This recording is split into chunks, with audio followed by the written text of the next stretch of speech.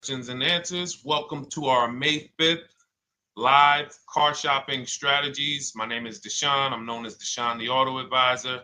And over the next 60 to 90 minutes, I'm going to be sharing what we call the cars from home philosophy, the way you can shop, get bids, make your car buying simple, empower yourself, and guarantee that you did not leave any money on the table. We're going to talk about a lot of things you may not be familiar with.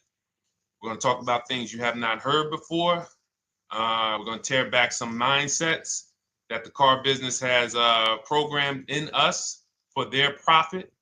And we're going to tear down those mindsets because they're costing us thousands and they're making the greediest dealers in this country thousands of dollars. And we're going to get rid of that. So this show is sponsored by my new digital book. It's called Cars from Home, 7 Steps to Saving Time, Money, and Avoiding Dealerships. So I wrote that book to give you everything I know, everything I learned at Mercedes-Benz, at General Motors, running my own brokerage, and the hundreds of people, thousands now, that we've helped since 2021 to empower themselves in their car purchases. So part of my welcome offer to you is it's normally $97. You can get it for $24. That's my welcome offer for 30 minutes, anytime during the broadcast. As we go, you can get yours in my TikTok bio, in my Instagram bio, the YouTube comments, and the Facebook comments. It's a 75% off discount as part of my welcome offer for those of you who take action. And you'll have everything we teach here for the rest of your life. And you'll be able to move the same way you're going to hear me move and the way a lot of people I'm going to show you guys are moving. So no questions off limits. Feel free to start typing your questions. We are live on Instagram, TikTok. Hang on. I got Instagram up here. My man Dolan is moderating, so we're going to try to pull in every single one of your questions. Again, this is our May 5th live. We are live. It is Monday, so let's get to the questions. Okay, we got some coming in already on TikTok, Dolan. I see it is what it is. I'm just going to pull that one. I need to do one on shady mechanic shops. You should. If that's your area of expertise, the public needs to know from someone who's an insider what is going on in mechanic shops. I'm sure they get a lot of value. If you guys want, it is what it is to launch a channel teaching people how to avoid shady mechanic sites, type ones in the chat so he can know that he should go ahead and do that. Or she. I can't see if you're a man or woman. But let's get some questions going. Yasoy Tommy, I see you on TikTok. Interested in leasing, but I know I will go over the mileage. I drive a lot. Well, here's what you do. Give you an example. I'm leasing right now. I've never needed more than a 15,000 mile per year lease.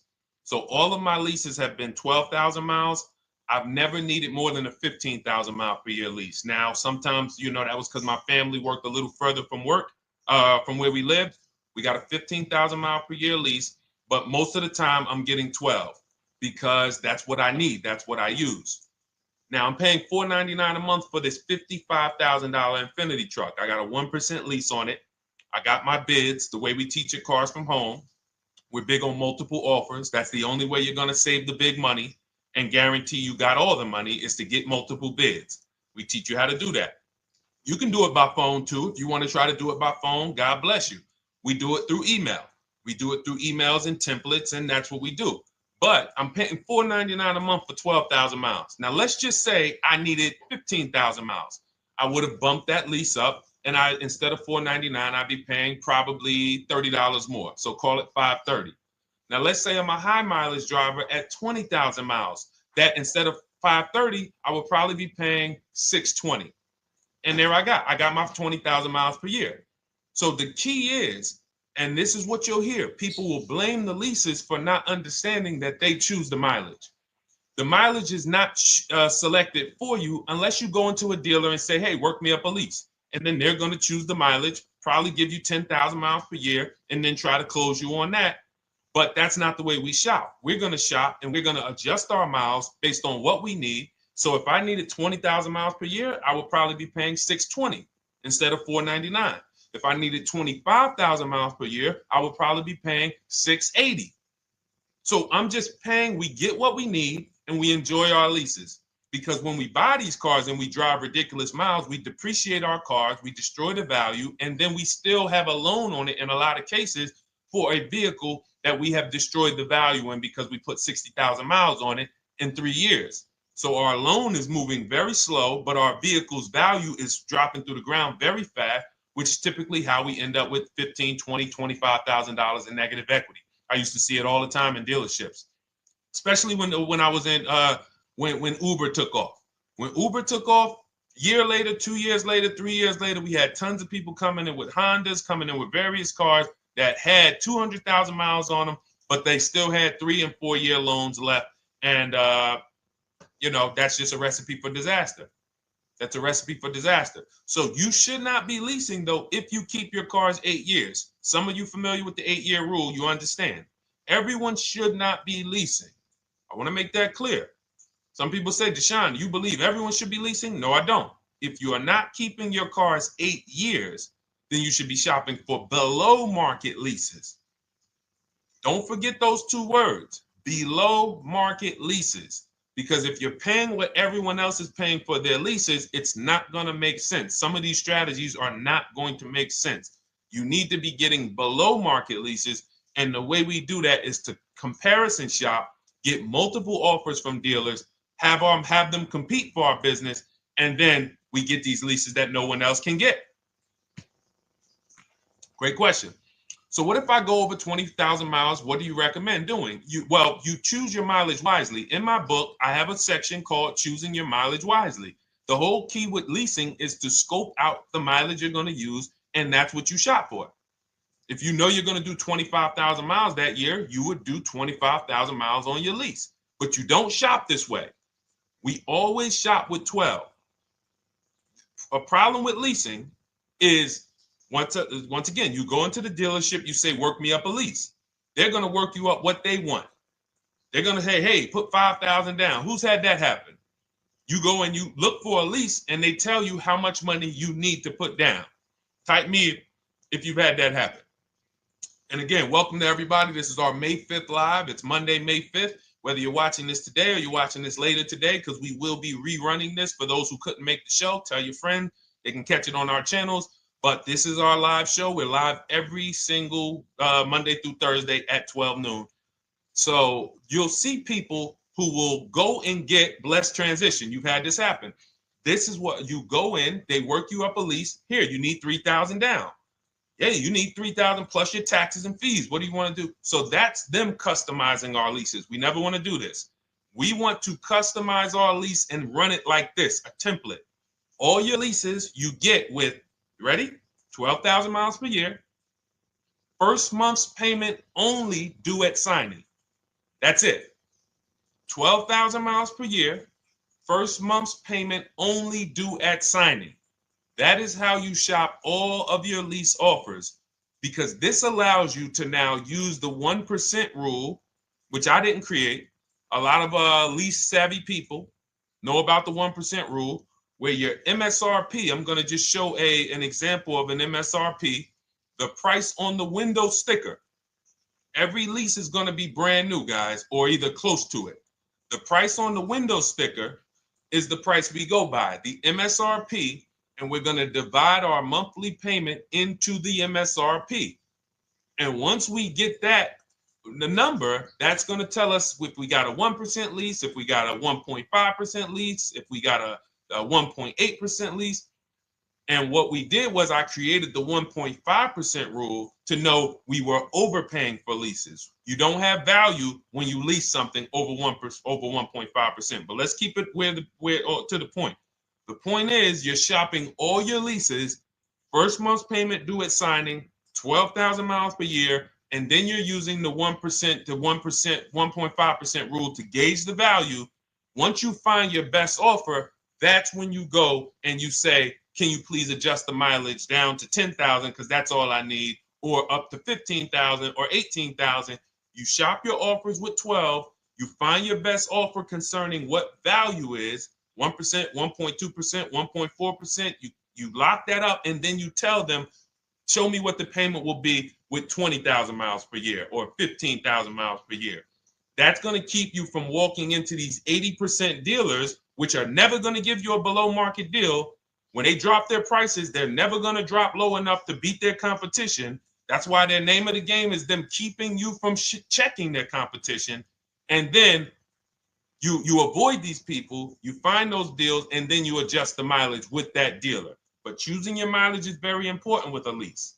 And that's why you should take 5 minutes, 10 minutes, tally up your lifestyle over the next 3 years, and you choose your mileage that you need. Great question. Let's go, Dolan. I'm getting married today. Congratulations to Ash on Facebook, everybody. Ash is getting married today. Congratulations. May God bless you with a healthy, lifelong marriage. Hallelujah. All right. Angel on YouTube says, can I lease for 36 months, then purchase to have a lower payment instead of buying at a higher payment? Now, what he's asking or she's asking is, I want this new car, but if I buy the new car, then I'm going to have to pay for the new car, in which case it's too unaffordable. So can I lease it first and then buy the difference at the end? Yes, you can. Let's talk about why that's not that financially wise. There are signals, guys, that tell us we are looking at vehicles that are too expensive for us. Signals. Would anyone on here take a 50-year mortgage? Anybody? Anybody? We got some smart people on here. Anybody volunteering for the 50-year mortgage, ladies and gentlemen? Anybody? Come on, somebody.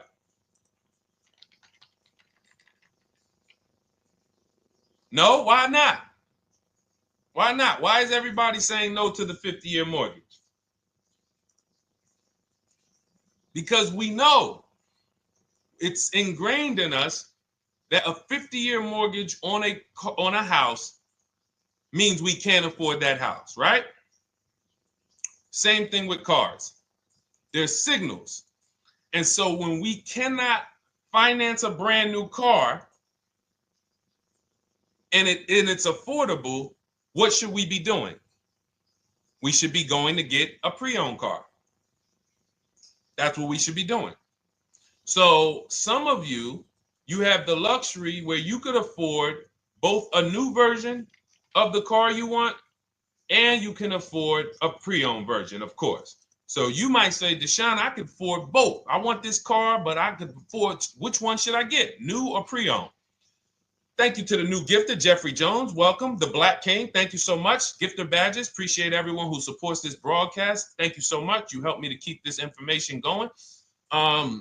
So what you're saying is, I could afford both. Which one should I get? In that case, it's a matter of your values. Do you want a brand new car? You want to treat yourself? You only get it every 10 years. So it's like, hey, I only get a new car every 10 years. I'm going to treat myself to a brand new one. Curtis Thomas, thank you for sharing. Or you might say, you know what? I want to go to value play. Even though I could afford a new one, I want to knock 20, 30, 40% off the price, and I want to get me a pre-owned version.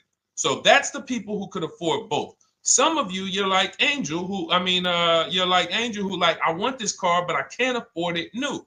In which case you go pre-owned, because you don't want to you don't want to lease a car 3 years, even if you get a below market lease deal, great lease payment, turn around and buy the difference, because you're typically going to need a 5 or 6 year loan for the difference. Once you get that 5 or 6 year loan, you add that to your 3 years that you leased the car, and you got 8 to 9 years of payments on the exact same car. 8 to 9 years of payments on the same car. This does not make financial sense to pay that long on a car. This is, you can't reach the reward stage where the car is paid off and you're putting money to the side for maintenance and repairs. You know, you got a paid off car, because the goal with purchasing is to get to that long-term ownership where the car is paid off. I don't owe anything on it. You know, I got a couple $100 I put to the side for maintenance and upkeep, but that's all. That car is paid off. I can keep that thing for 15 years. I can pass it down to my son, my daughter. We got an extra car in the family. That is the value of purchasing. So if you have a payment for 8 years on a car, you don't get to that stage. So that's why before I would ever recommend someone lease and then purchase the balance, I would recommend someone purchase a quality pre-owned car and get it at a below market price. Okay, does that make sense?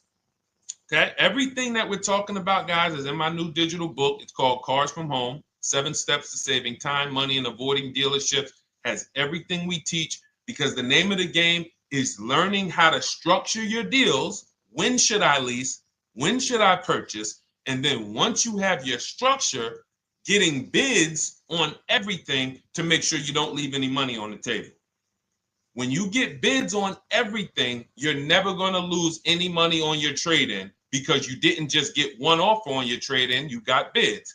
You're never going to overpay for your interest rate, because you didn't get one offer on your loan, you got bids. You're never going to overpay for the new car or the used car you're buying, because you didn't get one offer on it, you got bids. And that empowers you to control the transaction. That is what we teach.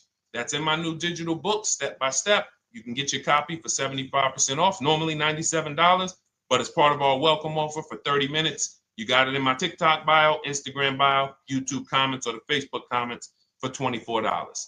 Okay, enjoy it, use it. All right, let's keep it going.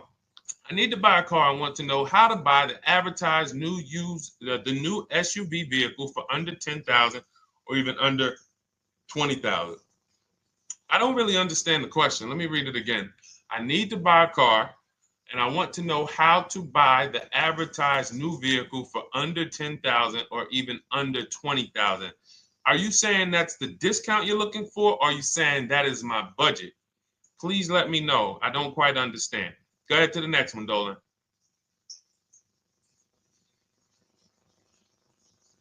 All right. If the Carfax report only has service maintenance, is it okay to purchase?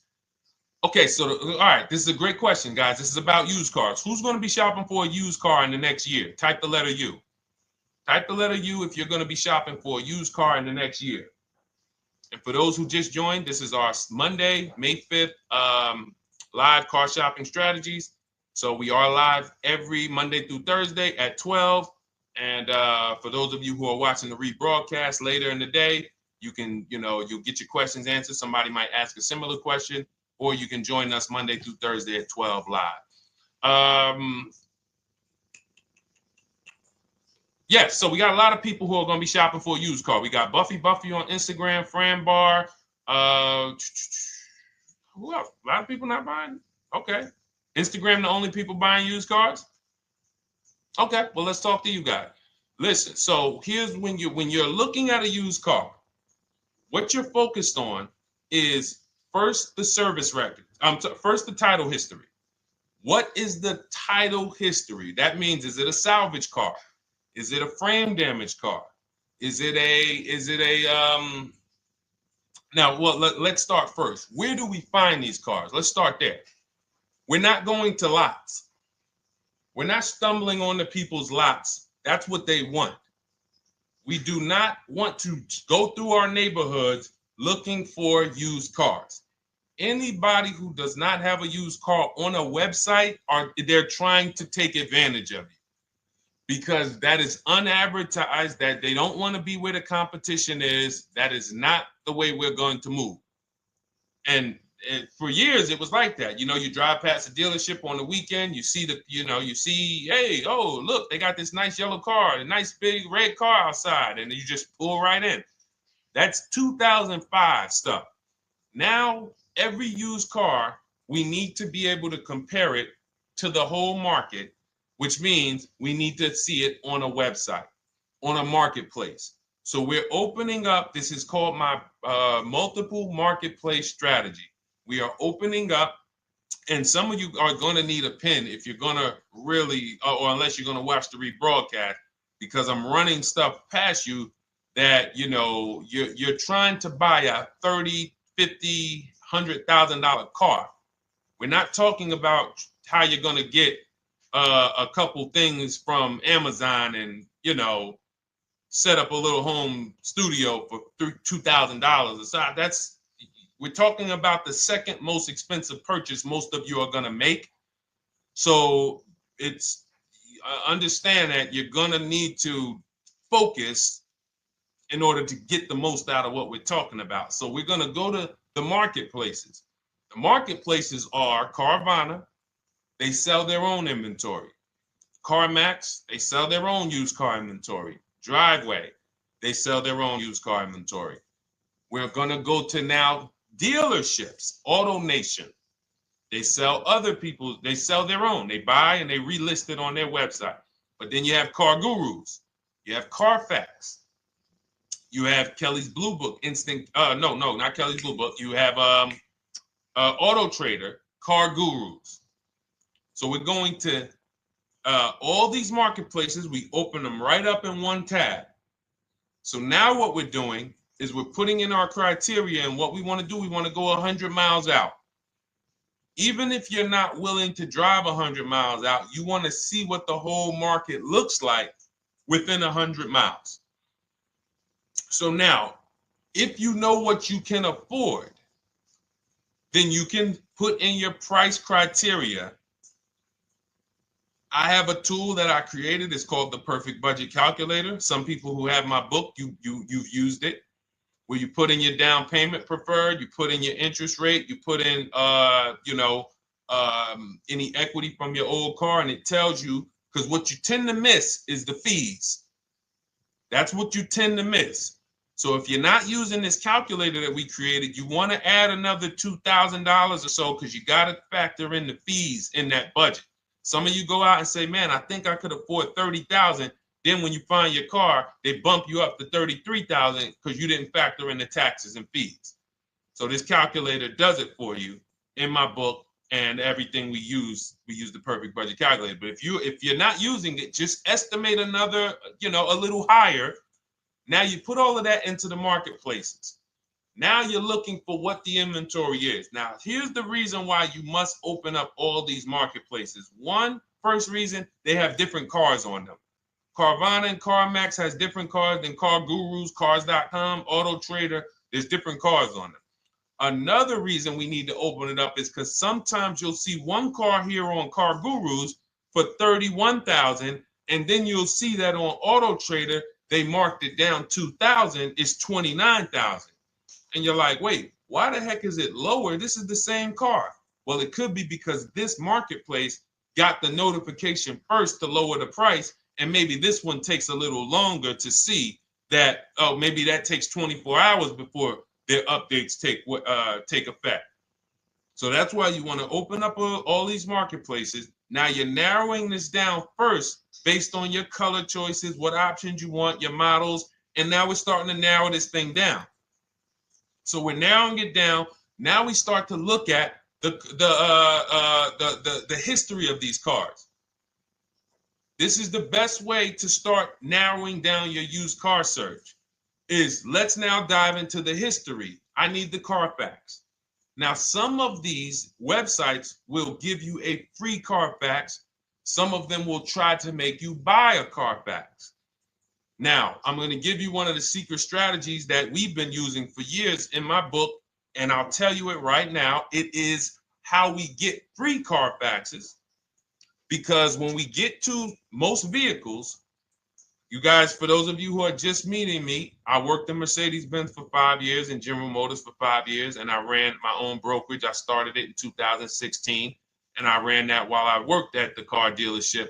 So I have a lot of experience and have seen a lot, and that's why I'm able to teach these things. I also love numbers. But one of the things that I know is almost every dealership has a contract with Carfax. So every dealership, we pay Carfax already. So what we're able to do is when we list our inventory on our websites, we're able to list the Carfax with it. We're able to provide that free of charge. But when we pay Auto Trader or Cars.com or Car Gurus, we are not able to actually push our Carfax to that marketplace. But if you come to our website and you find the vehicle on our website, most times you will find the Carfax for free. That is what we have been doing for years. So that now we have the Carfax, because the Carfax is the only way we can see those service records right now, because we've already narrowed it down based on, first thing we're doing is we're looking at title history, frame damage, salvage title, rebuilt title, total loss. That's the type of vehicle. The next thing we're doing to narrow it down, which is where many of you get in trouble, is you're looking at the service records. Skipping service records, buying used cars without seeing service records is disaster. The biggest indicator on if a vehicle was taken care of is what is on those service records. And if you can't see those service records, then I would not buy the car. Somebody say, oh, I'm changing the oil myself. If you don't have proof that you have changed the oil yourself, I cannot see it. I cannot see that you have maintenance this car, and that's a turnoff for me. Because now when you drive that car a year later, 2 years later, things start happening. You have no one to blame but yourself. Now the regret kicks in. Man, I knew I shouldn't have got this. But chances are, if you find a quality vehicle and you see service records on that previous owner's report, that's going to lead to a quality experience. Okay, so that's pretty much how the initial part of our multiple marketplace strategy. As you can see, we have this to a science. Nothing that we're doing is by chance. Nothing we're doing is on a whim. That is it. But let's go to some more questions. And I think the biggest thing I want everyone to understand so far is that we don't wing anything in this process. There's nothing, everything that I'm teaching you is going to be out of our systems. Now, some of you have different learning styles. So let's address this. Again, welcome to our May 5th, Monday, May 5th live. We're live Monday through Thursdays at 12 noon. And we rebroadcast this for those who couldn't make it. You can share this with your family. Tell them, hey, visit Deshone the Auto Advisor's channel. He did a great show earlier. He answered some questions that everyone had. You can watch the broadcast all through the rest of the day. Now, but we're live every week, but we're live right now. So now the biggest, some of your learning style is different. What we teach is we have the ultimate do-it-yourself guide. This book is rated 5 stars. Thank you to everyone who's rated it on Goodreads. Just pull it up right here. For those of you who are actually on Instagram or YouTube, TikTok, you won't be able to see this right now. But the book is rated 5 stars. We appreciate you. And this is the ultimate do-it-yourself guide, whether you're new cars, used cars, leases, bad credit, how to make banks bid for your financing, high mileage driving. It's all in there, step by step. And it's a digital book, so you don't have to wait for it. As soon as you get and hopefully you get there before the 30 minutes, so you get your copy for the $24 instead of the $97. That's our welcome offer. But that's your do-it-yourself guide. Some of you, you're a do-it-with-you person, and that's Shop with Deshone. You like videos instead of reading. You want coaching. You want support. You want a community. We have 1,600 people in our Facebook group. That's our Shop with Deshone. We've had 2,200, almost 2,300 people come before you. When you see me share people like Zafrina and like Melissa and Sheree, Ken, all of these people who are, they're showing their car deals that they got. Look, took me about 30 days. He went through, past Friday, locked down 2 vehicles, 2 Yukon 2025. Said he dropped sold the BMW. They dropped the price down to 70 grand. So they took off like 5,200 for him. These are all people who are in the Shop with Deshone. Their learning style is they prefer videos. They prefer, coaching with me. But again, it's the same information. So I want to be clear. It's just your learning style. So if you are like Deshone, give me the blueprint and I will run this thing. That you're going to be like the people who send, like Marie. Marie just wanted to let you know she got our book. Using the book, I saved over $13,000 off MSRP. Now, here's where the feelings get hurt. And this is not my intention. But some of you have these same vehicles that you're going to see me sharing that our people get. And when you see what they paid for them and what they're getting off of them, you're going to see, wow, I did not get that. I did not get that type of discount.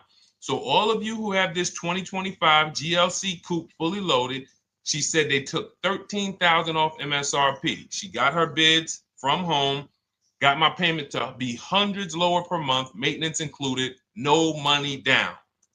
We are masters at no money down deals. You should not be putting money into these cars unless you intend to keep them for 10 years and you got a great price already. You got a huge discount already. You should not be putting money into these cars. I have never done more than $1,500 out of my pocket for any lease. And when my car that I bought, I put money down on that because I bought it to keep it.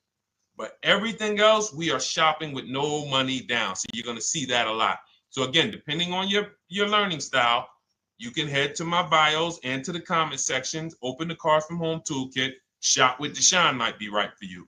I don't care how you get the information as long as you are saving the money. I don't care. If you could do it with a $24 book, do it with the book.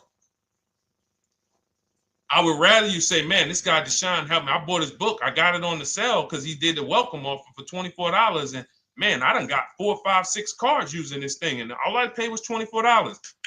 Congratulations. I will celebrate that. I wish that for everyone, but that's not everyone's learning style. So, okay, Dolan, let's keep it going. I'm sure we got a lot more questions coming in. Molly from Facebook, great to see you. Needed to be here. Well, I'm glad. I just ordered a new vehicle last week, expected to arrive in 3 months. I need a breakdown of how to get out if the options they want, get out of the options they want to the MSRP. Well, first of all, what you want to do is you want to get bids now. You do not want to wait. Those of you, she's ordered a car. She's scheduled to be here in 3 months, and she has not locked in her pricing. Now, the reason when we order a car, we are always getting our bids first because the closer your car comes to arrival, the less leverage you have. They know once that car comes in there, she's been waiting for 3 months. She is not going to want to walk away from this car. She is not going to want to do this all over again. And they're going to probably take a shot and say, or if you look for a discount at that point, you probably are going to be like, no, I'm sorry, we can't give it to you. So what we're going to do is we have to now send that request out. Now, there's 2 ways for you guys to do this, whether you're leasing or purchasing new cars. 2 ways for you to do this. You can do it your way, which is calling around. Calling around, not going into dealers, calling around, ask for sales managers, try to get yourself at least 5 offers. Because the only way you're going to see how overpriced the offers are is to actually get multiple offers. So I'll give you an example. I'm showing you guys on the screen what a market report looks like. So we also have a division. We shop for people's new cars and their leases if they have good credit. So when you see, oh, I tried to pull it up. It's not loading. So what you're going to see, and some of you who've used our stuff, you can testify to this. There is a huge spread between the best price and the worst price. Huge spread. So in order for you to know you actually got the best price, you need to see 4 other offers that are higher. I'm going to say that again. Thank you to all the gifters on TikTok. Thank you, Jeffrey Jones. Appreciate it. You need to see other offers that are higher. So let's go back to my car. This dealer who won the bid for my Infinity truck saved me over $8,000. Now, he said to me when I was making the deal with him, he said he knew that I was not going to find a better offer because he had used a special coupon he had to apply towards the deal. He needed the deal that month, and that's why he won the bid. So he's able to take off $8,000. If I was purchasing, I would have got $8,000 off the price. But I leased it, so my lease payment was $499 a month with $1,270 down total. And $1,270, $499 of that was my first payment. So every other offer that I got, $560, $605, $640, $700, $750. That's how you know you did it right. If you don't have a bunch of the 80%, we call them. This is the 80%. Some of you have heard me say we don't negotiate with dealers with fake fees. It's a losing battle because even when they take off all the fees, they're still super high. I'm going back and forth by email. So if you're using what we teach, you're taking minutes out of your day. You're going back and forth with email. We close deals in 60 to 90 minutes. I'm not inviting anyone to car college. 60 to 90 minutes of emails back and forth. Next thing you know, we're closing a deal. But you're going to see, even after back and forth and telling the dealers through email, you can do it by phone. Hey, I'm shopping other dealers. Please make me your best offer. I have all the templates written. So when you're using our stuff, you don't even have to wonder what you're going to say. You just copy and paste our template. But even after that, you're going to see, wait, these people are still giving me super high prices, even though I told them I'm shopping, even though I told them I'm serious, I could buy the car right now, even though I gave them every single thing I need to give them to get an offer, they're still $150 a month higher than my best offer. That's going to prove to you that they are the 80%. They are not coming down. When they say this is our best deal to their customers walking inside, they're not lying. It is their best deal. It is not the best deal. It is their best deal. Their competition's best deal will blow their best deal away. And the only way you do that is by getting bids. So that's what you need to do, Molly. Take exactly what you're looking for. If you want to call around, call some sales managers and say, hey, listen, this is what I'm looking for. I put in an order, but I'm not dead set on the price yet. Haven't really gotten, I want someone to lock in a price for me. And hopefully you're purchasing, because if you're leasing, it's tough, because once that lease comes in, you do not know what the lease program is going to be. So if the lease program is bad, then you could find yourself jammed up. Now, here's what we try to do to prevent that. It's not always possible. Here's what we try to do. Once you have found the best dealer who's won the bid, now what you're going to do is say, based on this price that you're selling me the car for, can you give me a lease estimate now? So let's say I'm ordering this Infiniti. I shop around, I find a dealer who says, all right, Deshone, I'll place the order. I'll take $6,000 off list price for you if you do the business with me. Perfect. Can you give me a lease quote based on that now? I know this is not the vehicle. My vehicle's coming, but can I get some type of an estimate of what it would be? And then I look at that, and if it's affordable, now I place my order. But I'm not placing an order for a lease blind, not knowing what my payment's going to be when that car gets here. Okay? Does that make sense? I know I may be typing, this is heavy. That's why I told you guys, when you're here with us in car buying, below market car buying strategies, this is like short 60 to 90 minute master classes. This is not lives where I'm showing you how to make macaroni and cheese and turkey and like, okay, yeah, you got your music playing in the background. Hey, listen, all right, what I need? Oh, hand me the Sazon. No, you could do multiple things. This is heavy finance talk for 60 to 90 minutes, and it will change your life. And I just saw my girl, Lisa. Lisa, good to see you. Lisa's been, she's been learning from us and rocking with Cars from Home. Let me see. I'm glad you clarified, even if no money down on the lease, you still really have to give them the first month's amount. Yes, I don't know what I'm going to do yet, buy or lease. No matter, I'm learning lots and sharing with my peeps. Thank you, Lisa. Thank you. Now, technically, you don't have to give them the first month's payment either. What I do is our templates all involve shopping, first month payment due at signing.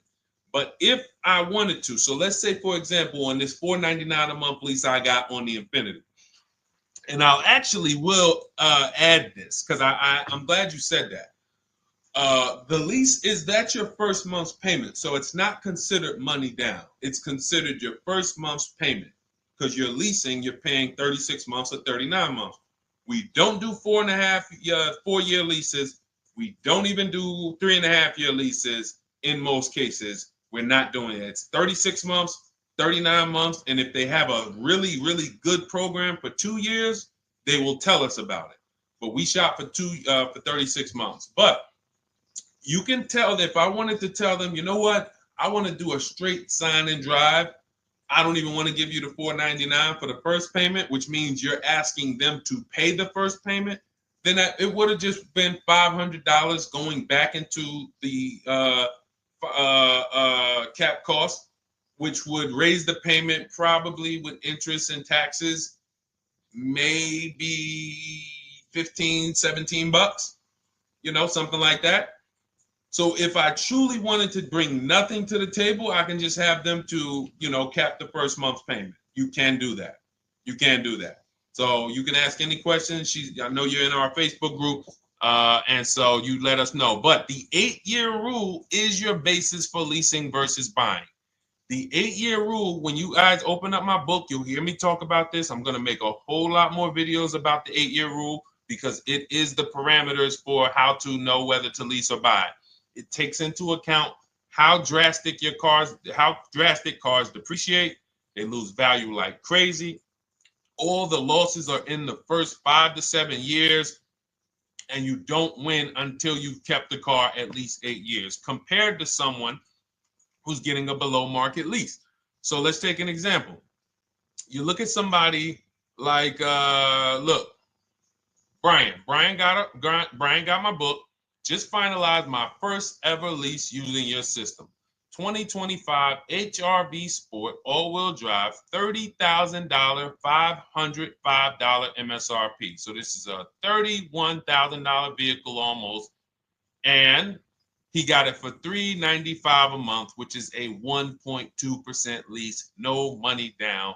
Now, his initial quote from this dealer was $434. This is the winning dealer. But in my book and in our systems, we have a counter offer calculator where we put all the offers we get into the calculator, and then it calculates the best offer and it tells us what to counter. So his initial quote was $434. He countered with the calculator and ended up closing his deal at $395. So these are the people that, for all of you who you're like, wow, are there any cars out there with a $300 payment anymore? Well, if you're buying a car, you are buying it at a $300 payment. You could only spend, who knows, every $5,000 on a vehicle is about how much per month. Every $5,000, when you're looking at a car, every $5,000 on a 5-year loan, which is what you should be defaulting to, is about how much per month. Thank you, Nikki. Nikki got a #1 gifter badge. And I don't really know what all of that stuff means, but I definitely appreciate it. The Black King, thank you so much. I just know it means you guys support the show. So I appreciate it. So who knows? Every Nucci Graham is and I wanna Nucci Graham will address you next, because as soon as you get your book, on the thank you page it says, "Thank you for your purchase. Click below to open your book." So we'll address that shortly. But okay, thank you, Lisa. Yes, every $5,000, and Nikki, $100. So this keeps you in the safe zone. When you are looking for how much loan I'm going to take, you are looking and saying, every $5,000 is going to cost me roughly $100 per month. So if I want to spend $400, then my loan needs to be about $20,000, which means I'm looking at this car. If I'm going to buy it for $23,000 plus fees, and I want to be at $400, I'm going to have to come up with some more money down, because I need to get my payment here. I need a $20,000 loan. I'm not going to go in looking at a $20,000 car and thinking, man, can they get me to $250 a month on this? No money down, because the math doesn't make sense. Because the only way they can get you to that is to put you in a 7 or 8 or 9 year loan, which is a horrible deal. And they've done it to a lot of people, because you go in and you just say, get me to this monthly payment. And they're like, well, you didn't say how long. You come in later, hey, man, my loan is, I remember, man, a guy called me, and this is, unfortunately, people are not trained to look at how long their loan is. Early in my career, I think I was still with General Motors, and a guy came in and he had some vehicle, And he was like, you know, D, could you look at this, man, and tell me, because I don't, you know, I'm trying to get out this thing, man. They telling me I can't get out of it now. That's a recipe. You bury yourself when you make these types of moves. They're saying I can't get out. I looked at his contract. It was a 96-month loan. 96-month loan. So he's in a 96-month loan at a high payment. He's going nowhere. And what it came from is him going in and saying, hey, get me to this payment. My payment's affordable, but how long is the payment? That determines what you're paying for the car. So when we say, yo, are there $300 payments out there? I'm showing you.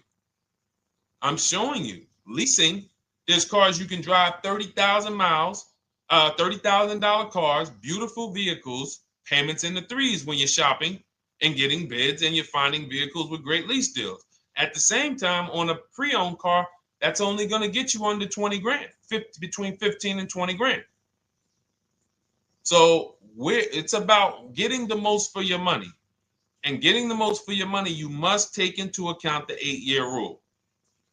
If I'm not keeping a car 8 years, I should be shopping for a below market lease. I'm not tying up any of my money in this car because I'm not keeping it long enough to have all of that money benefit me.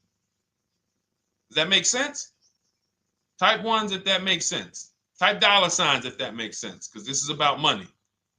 If I'm not keeping the car 8 years, then all the money I'm going to tie up in the car to pay for it, to pay off the loan, to do the maintenance, to change the tires, to change the brakes, to change the oil, to change the brake fluid, the transmission, all of the money I'm putting in that car, just normal maintenance. I didn't say anything broke. Normal maintenance over 7 years. I'm not going to keep the car long enough to have that make sense. Whereas had I leased, I'm just below market leases. I'm just literally paying cents on the dollar, changing my oil. Most of the times I'm out the car before I need brakes, unless some of you are driving 15,000 mile a year leases, and then sometimes you will replace the brake, but it still does not compare to the cost of purchasing. And you know, throughout the show, I'm gonna show a lot more lease deals and a lot more discounts. But the reason why I show you guys the lease deals is because the money doesn't lie. Unless you're just hell bent on paying more, the money does not lie.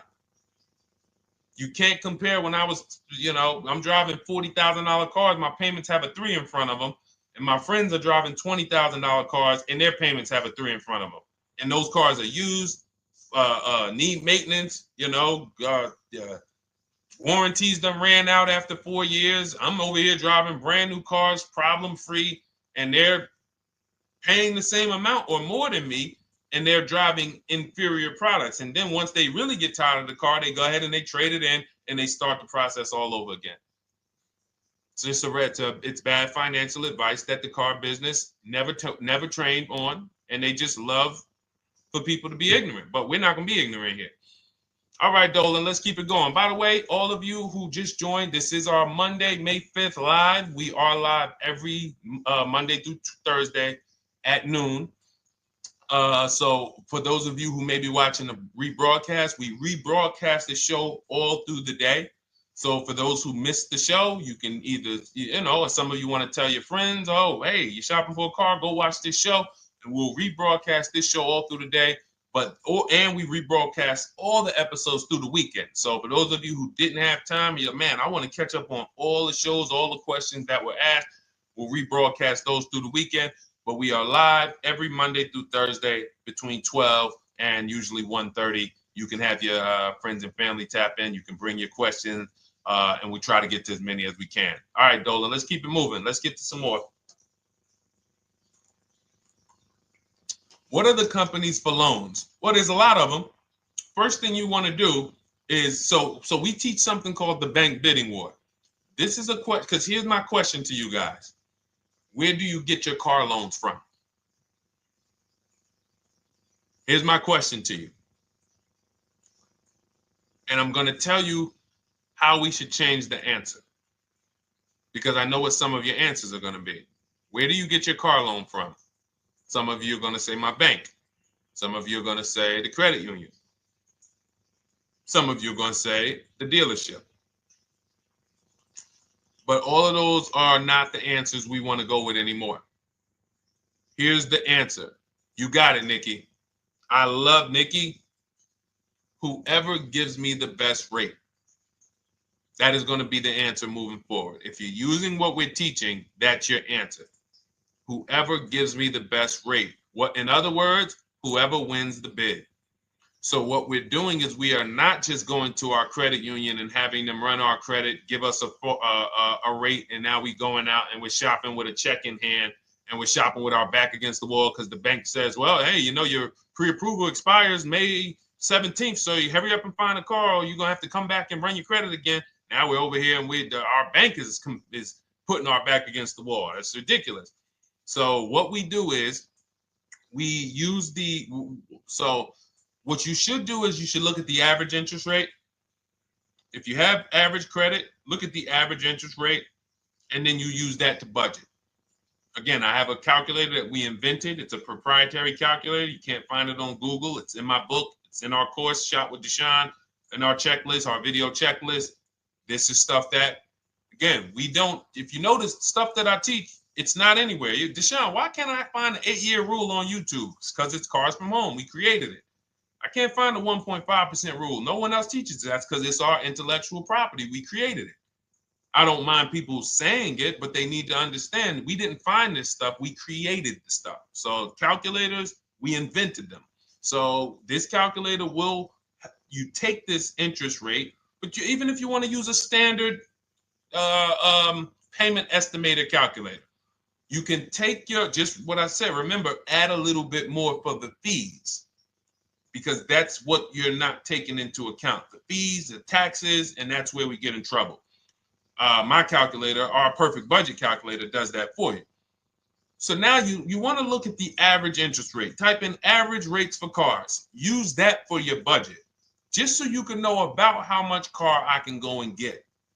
So between what I told you about the 5,000 being $100 a month, and that last part about, adding a little bit more and using the average interest rate, you should have a good gauge on a range of car to go and shop for. Now, once you now shop your market, whether you're shopping new or whether you're shopping pre-owned, once you find no one's touched your credit till now. No one has touched your credit with a hard pull, especially not. We do not, in order for this to work, like what Nikki is saying, where you're only giving your business to the bank or credit union that gives you the lowest APR. In order for this to work and for you to be able to shop freely, no pressure, you need to make sure you don't let anyone run your credit with a hard pull before you find your best deal on a car. Soft credit pulls, estimates of budgeting, the way I just said. Now, you go out, you find your car, whether it takes you a week or a month or 3 months. Bang, I found my car now. You lock the car up, put it under contract, you leave your deposit. You never, ever. How soon when you get a car does the dealership want you to take it?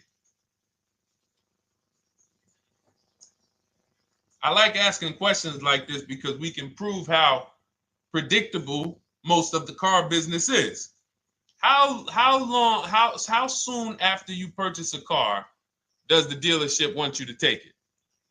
Thank you, Janae. Immediately. Now, the reason for that is, there's various reasons. There's various reasons. Right then and there, Molly, yes.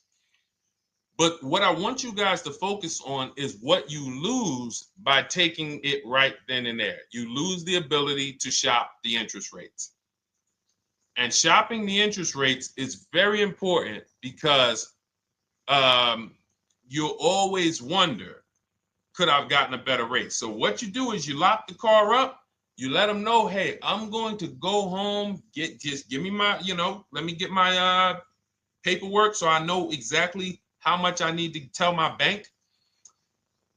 And here's the key, if you guys can beat what my bank or credit union gets says, then I'll give you the loan. See, some people think that I teach don't let the dealerships compete. I never teach that. What I teach is don't let the dealerships be your first offer ever. They are always your last offer, and they're competing against other offers that you got. So now you're going home, your car's waiting, you're going to see what your bank, your credit union can do, and then you go online. You can go right online. Auto loans online, auto financing online. Let all of these banks and credit unions access your credit now with the hard pull, because there is an article that Experian did, and you can find it on almost any credit bureau, wrote an article on rate shopping.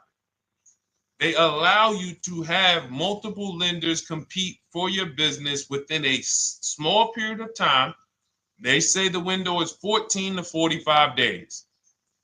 So if the window is 14 to 45 days, how quick do y'all think I want you to do it? If the window says, because that's a big window, as long as you shop within that window, at the end, those multiple inquiries will have the same weight on your score as one inquiry, because it looks as if you were shopping and you were doing your due diligence. Thank you, Greg, Sheila, with these gifter badges. I don't know. It's like a nice. I appreciate it, Glendale. Thank you. So with these, when these banks are competing, what you're trying to do is say, everyone here on my end, we call this the bank bidding war. This is round two. Round two is you are bringing your car home. I'm sorry, you are at home. You're going online. You're calling your bank. You're calling your credit union. If you have one, you're going online. This will take you literally one day, not even. This maybe take you an hour. Because if they say that the window to shop is between 14 and 45 days, I want you to do it in 24 hours. We want all the competition in 24 hours. Because that guarantees we are way within the window. They're going to look and see, wow, this person bought a car. They had multiple lenders competing in a small period of time. They're not out here just letting people run their credit over, every week. Some new banks running their credit.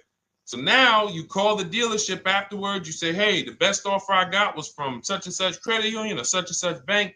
If you guys can beat it, I'll give you the business. You allow the dealer to now shop you to their banks. In which case, they're going to call you and say, hey, good news, we got you a better rate. Or, hey, good news, we couldn't beat the rate, but we can match it. In which case, they save you the time, they save you the paperwork. Or they're going to say, hey, listen, that's a great rate you got. We can't beat that. None of my banks can beat it. And in which case, we guarantee all around we got the best rate, which is the goal we're looking for. As Nikki said, I'm only giving my business to who gave me the best rate. That is the bank bidding war. So when you get your digital book, Cars from Home, you'll get that in writing. We also have it in our Shop with Deshone video checklist for those of you who are more do-it-with-me types. Again, we're all about your learning style. And some of you just like, Deshone, I see you. Can you shop for us? What are these? I'm seeing a lot of you guys shop for people, new cars, new cars, leases only. And you have to have good credit. Your FICO scores need to be over 670, all of them. But if you don't, again, same result. We've been helping people get these results since 2021. And again, I am all about speed. These are short videos. The book is boom, action steps, action, action, action, action. I'm not trying to teach you everything about cars. I'm trying to walk you through a path, a 7-step path to get to the result you want all the time. Okay, I'm not taking you to car college. You're not going into the car business. You just need to know how to get the best deal. And that's what it's about, step by step.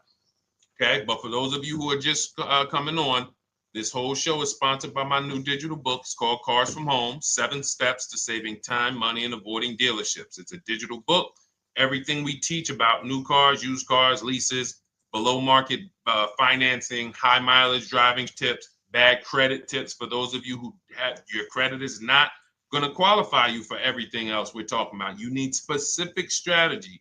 We have that specifically for people with bad credit inside my book and inside Shop with Deshone. So that's why I never believe in one size fits all car buying advice, because all of you are in different situations. So how does somebody look saying, you all should do this? We're all in a different situation. I have a trade-in, he doesn't. He has a lease that's coming due, he doesn't. Oh, he has a lease that's coming due, he has equity in it, we need to help him get that equity out. He has a lease, it has an equity, but it has a third-party restriction. We can't talk to people the same. That's why everything we do is custom and letting you know, no matter what your situation is, it's very common to us. Very, very common. So, all right, let's keep it going. We got some more time, Dolan. Pull them up. More questions. All right, yeah, I see we got a couple more coming in on TikTok. How do I get the book? Well, the book is in my TikTok bio. In my Instagram bio, there's a website there. It's Cars from Home Toolkit.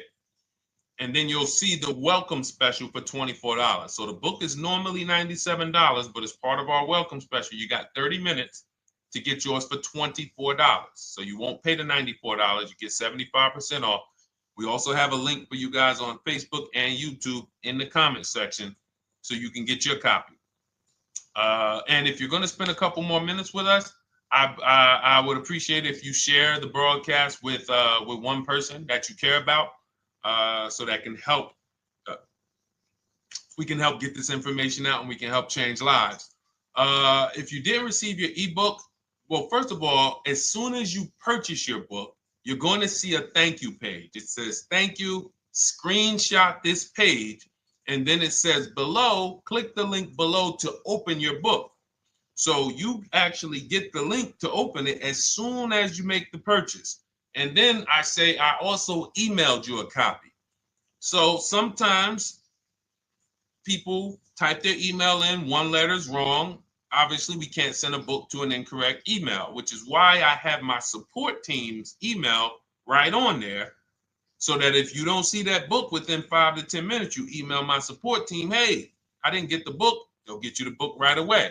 So as you can see, I want you to, Dolan, can you put up, do we have anywhere with, we can put up the support team's email for this person? And just send an email to support. There you go. Thank you so much. Support at Deshone the Auto Advisor. Thank you, Dolan. Best moderator in the world. All right, so shoot them an email. Just let them know. Give them your first and last name, and they'll check the record, make sure that we have a purchase from you, and they'll send you your book right away so you can dig right into it. Okay? All right, let's keep it. We work with clients all around the country. What I'll start doing, I wanted to bring some on here today, but I can't load them up. The system is showing an error. So I got a lot of people. I always bring tests. I always like to show results. So, you know, I'm a results person. So you'll see a lot of people that I share. Brian, who has our book, and, you know, his lease, Marie with her $13,000 off. All of these people made deals from home. They were not in a dealership negotiating this. You got, look, Frank, I bought your book, used your system, and just closed my deal and have positive results to report. I love when y'all email me, by the way. Like, please continue to do this. A caveat is I wanted a just released 2026 Genesis G70 Advanced, and there are no incentives. I could have gotten incentives on the 2025. However, I wanted the 2026, and I was willing to pay. So even with high demand cars, even with cars that are rare, this is the situation. I reached out to 20 dealers and I received 9 offers for 36 months, 12,000 miles on a $58,000 MSRP. The initial offers range from $1049 to $901 with everything in between. I counter offered using the calculator that we have and closed the deal at $815 on a $58,000 MSRP. That's a 1.4% deal. Now, mind you, that on a vehicle on a 2026 with no incentives, which means every bit of that was the dealer taking off money for him. He probably had to get at least $5-6 grand off to have that deal come in the 8s, when other dealers were quoting him 9 up to 10 and, you know, mid $1,000 range. So, you know, but so I show the book testimonials. I show my Shop with Deshone testimonials. But I want to start bringing these market reports so you guys could actually see that's our team shopping all around the country. And that allows us to stay, we're able to just stay on top of the market, like from state to state. It proves like this stuff is not, oh, if you're in New Jersey, the deals are better. Hey, if you're in Florida, the deals are better. If it's California, we don't have deals out here. All of this stuff is not true. And thank God we have people using the Cars from Home systems, be it by book or be it by our video checklist, or be it us shopping for people all around the country where we can tell you beyond a shadow of a doubt. I can show you market reports from Texas, from Oklahoma, from South Dakota. We did a deal for a Mazda, a South Dakota deal, Nebraska, California, Florida, Georgia. We're shopping for people all around the country. And there's great deals everywhere in the country when you know how to make dealers bid. Because you're always going to find that 20% dealer who just wants to beat their competition. They're the best in the region. And you got to go out to find them. You got to have a system to find them. Because most of the dealers are not them. Most of the dealers are the 80%. That's just the way it works. It's a numbers game. And the 80% are very expensive. And when you walk into the 80%, they'll go down. You're like, oh man, all right, can you take off? Can you get me down? Like, yeah, man, you're like $150 a month higher than where I could be, my max. And they go back and forth. They're like, man, I could take off $50 a month. Ah, man, that's the best you could do. And then next thing you know, you get down to 100. Yeah, all right, we'll take off $100 a month. And you're like, all right, I guess I'll take that. You don't realize that a 20% dealer, not only were they nowhere near your max budget, they were $100 less than your max. You're talking to the 80%. The 80%, when they come down, they're still here. The 20% are here. So you're over here with an 80% dealer walking into these dealers. 8 out of 10 dealers over here are 80% dealers. So y'all talking them down like this, and y'all thinking we winning. Oh, I talked them down to this. Meanwhile, the 20% dealers are here. 20% dealers will launch a bid. We gotta cut. Oh man, if this thing wasn't broken, tomorrow's show, I'm gonna bring on a lot more market reports. We got dealers who come right out. We getting offers 700, 790, 820. Dealer come right out 650. Boom, blow everybody away. Like, oh, let's go. We got a winner. Looks like we got a winner here. That's it. And then it becomes fun. As you can see, this is fun for us. When you change the way we shop, you shop and you start to you're going to be the prize. You're going to be the prize. So anyway, let's keep it moving. For those of you who have gotten your book, I look forward to you using it, empowering yourself, having these same results. For those who didn't know about the book, it is a digital book. You can get your copy for 75% off for 30 minutes in my TikTok bio, my Instagram bio, the YouTube comments, and the Facebook comment. And for those of you who've been on and you still don't quite trust us, you want to get started with maybe some free advice, go grab our cheat sheets. We have our free cheat sheets in my Cars from Home toolkit, totally free. Test us. Look at the cheat sheets, look at the strategies, look at the emails I'm going to send, guiding. Like I don't play around. So if you want to just say, test out, let me hear some free advice, start with our cheat sheets. All right. Yes, I'd actually answered that when I read that comment, Dolan, on TikTok about do we work with clients in New Jersey and New York? Well, yes. When it comes to shopping done for you, if you open the Cars from Home toolkit and you're like, Deshone, I just want to relax at home. You guys go shop the market for me. If you have good credit, FICO scores over 670, and you have and you're shopping for a new car or a lease, you can book a call with us and we can see if we can help you. Book a 10-minute call. It's free. And we can see if we can help you. Is it best to lease a car if you're currently underwater? Ooh, if I was underwater right now, let's just say I have 15,000 negative equity. I made a bad deal during the pandemic. I'm upside down and I'm like, man, I got to get out of this car.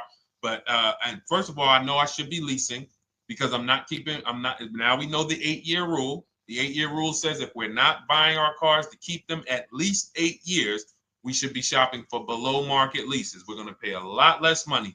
Below market leases, not normal leases. Very important.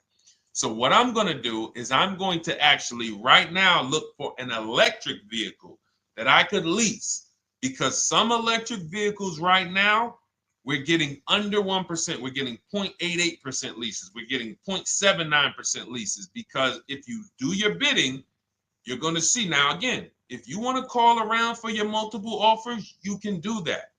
I'd rather you call around than to do what you've been doing.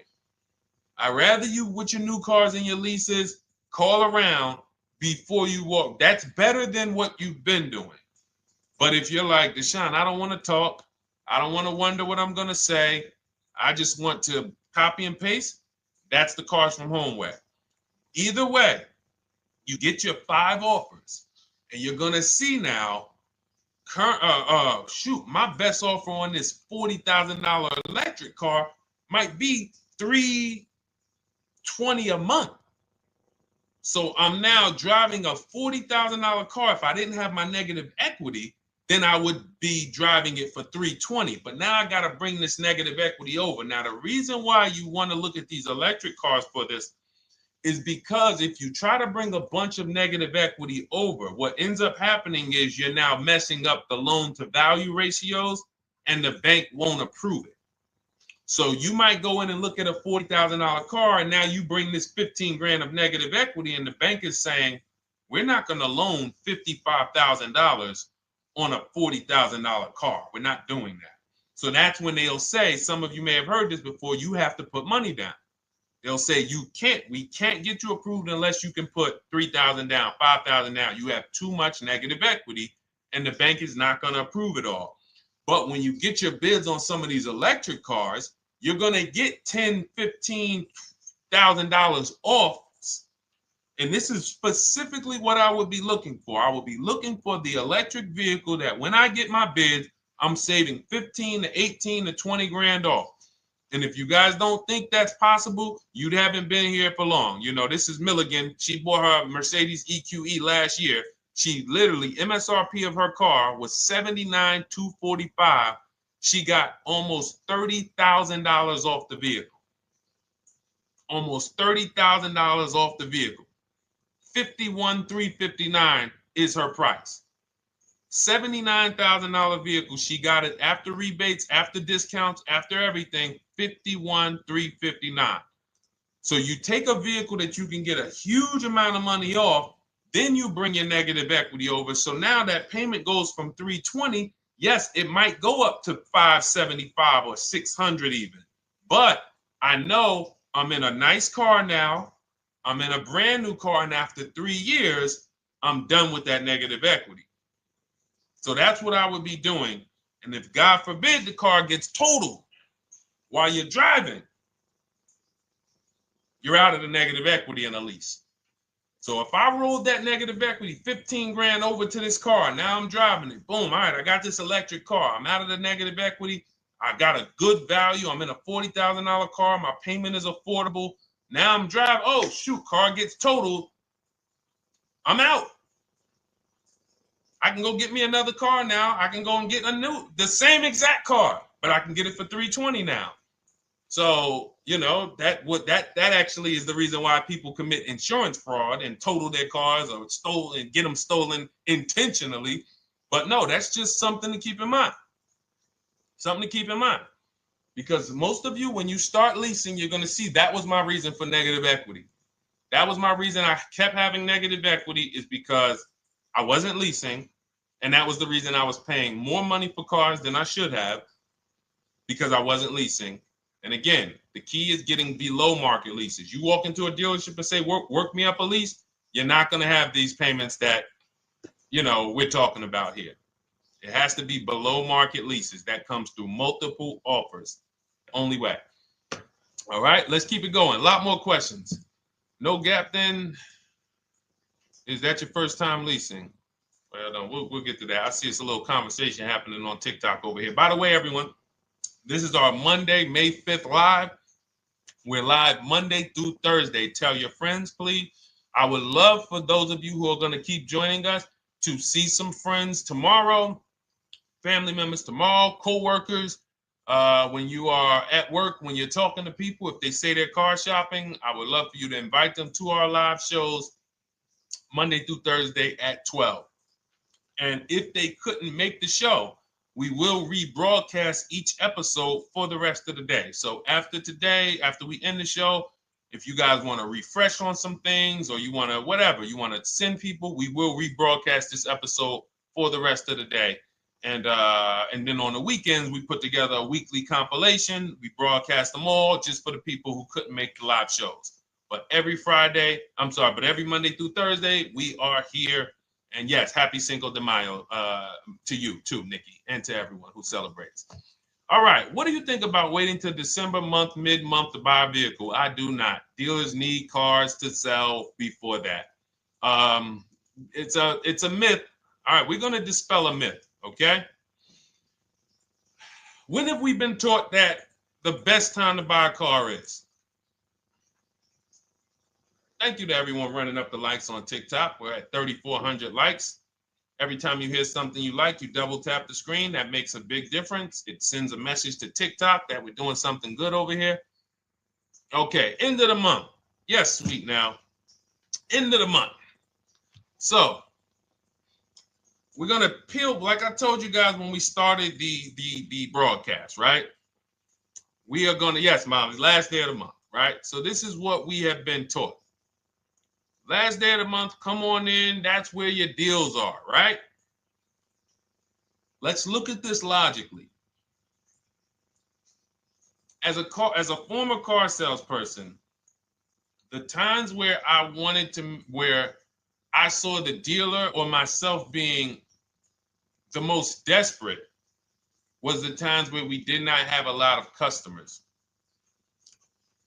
Sometimes you look up, it's the 10th of the month. They call us into a sales meeting. They say, hey, guys, we got to sell 200 new cars this month. We are only at 40. We are way behind. We are tracking way behind. Call anyone you know who's a real customer. We are entertaining every reasonable offer. Now, you've been taught there's a group of people that we know are coming at the end of the month. There's a group of people that we know that last weekend they're going to rush. But there's no desperation there from us because we know they're coming. So we look and say, I'm much more desperate at various times throughout the month than I will be at the end of the month. Because think about it. Every time you go into the dealership at the end of the month, is it dead or busy?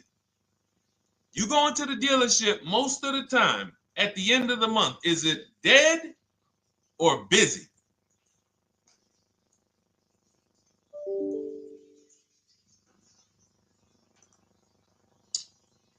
Thank you. It's a zoo. It's a zoo. Customers everywhere.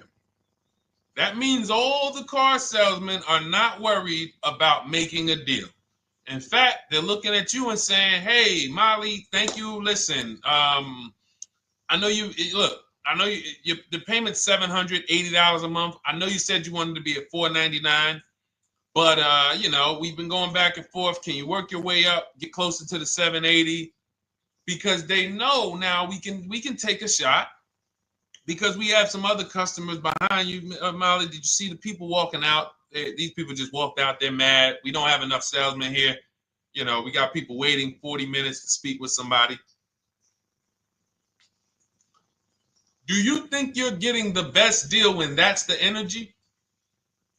Yes or no? Let's just be honest here. See, you might forget some of the lessons that we teach if you don't have our books and if you're not in our video checklist and coaching. You might forget some of the lessons, but hopefully you won't forget the stories. So you walk in the dealership at the end of the month, the place is a zoo. It's people everywhere. They're ringing bells. They got the big clown, donuts around. Hey, you want a donut? Do we think there's desperation? Thank you, Sheila. Thank you, Molly. There's no desperation here. And they don't magically wait till the end of every month to hit their numbers. Some dealers hit their numbers at the 25th of the month. Numbers are hit. We still got people coming in end of the month. So What we want to do to answer the question is we want to be positioned. What I like you to do, for those of you who are in an emergency situation, you need a car in a week, in 2 weeks, that's fine. Everything we teach can guide you. We've had people who got their cars in 3 days. Like that's not something that is let's see. This is my second go around, much easier, more relaxing experience. Calculator definitely helps. Turned in my CRV, got a 2022 Marcus, some dealers wouldn't do. Somebody, I wanted to read you somebody who got their car in like 3 days, 5 days. That's normal. Again, like I said, we're not taking you to car college here. Like you know, our step-by-step programs can get you to your cars in less than a week, 90 minutes. But you don't want all your car shopping to be emergencies, because here's where you want to be. You want to be able to say no for up to 3 months. Reason is, there's a group of people that walk into the dealerships. They're there right now. They're desperate. They're giving off desperate energy. They can't say no. They back themselves into a corner for whatever reason. If their leases are up, maybe they don't know you can get an extension. If your lease is up this month, you can call. You can get yourself an extension for 1 month. Some leases will be extended up to 3 months, up to 6 months. Those of you who have cars and you're like, Deshone, I'm shopping for a new car, but I don't need it. I just, my car still got some life to it, but, I want to look for something new. This is a position of power to be in. This is where you want to be. You want to be able to say to yourself, all right, let me look at the offers this month in May. All right, I'm going to follow up next month because the offers change. The used car market changes. The lease prices change. The dealer desperation, it changes. I'm not letting tariffs push me into doing something and making a bad deal. I'm not doing it. I'm not worried about tariffs coming, because there's going to be deals no matter what. If the prices of the new cars go up, what happens to the prices of our used cars that we're going to be selling? See, that's how we really won during COVID. Some people who've been with me since 2021, that's how we were winning. My man John Shaw, he was one of the first people. David Isaacs came in, got his BMW. Yes, the lease prices were slightly higher back then. We were still getting under 1.5. We were still getting 1.4. John got a 1.2 on a Jeep Wrangler, but we were selling our old cars for 8, 10, 12 grand more than they would be worth today. So even if the new car market goes up, we know how to maximize the prices of the cars we're getting rid of, and we're going to offset it. So we want to position ourselves to be able to say no. That is the strength. That's the leverage where we can say, you know what? All right, I'm going to follow up next month. Now we're telling the dealers right up front, hey, call me. I'm good between now and June 18th. I'm good between now and July 20th. So now what those dealers say is, okay, this is a serious customer. By the way, we have all this in templates in my book. You fill out the template, you fill in, here's the day you can buy a car. This is your deadline. When we blast it out, these are things you can call dealers and you can tell them, hey, I'm good between now and anytime before the summer. Call me if you get a black one with the red seats and this package in it. If you want to call around, you want to do it that way, you could do that. But what you're letting them know is, call me when you want to make a deal. I can make a deal today. Let me see the numbers today. Great. All right. If sometimes you'll see that a car is a little bit out of the range we want it to be in, you might say, man, I'm looking for it to be around, 505. This thing's coming in about 550. Okay, maybe I'll check next month, see if the program gets better. You might say, all right, dealers are saying to some of you shopping for cars that maybe every dealer is not going to have it. When you reach out to the dealers, only 5, 6 dealers have it. But they say, hey, I got something coming in May. I got something coming end of May, June. Is that good for you? See, they're desperate customers. They can't say yes to that because they back themselves into a corner. But you guys now operating with a 90-day shopping cycle. If a deal comes today, I'm jumping on it. But if you got something coming next month, I'm jumping on that. Call me when you're desperate. Call me when y'all have that meeting. Hey guys, we're way behind.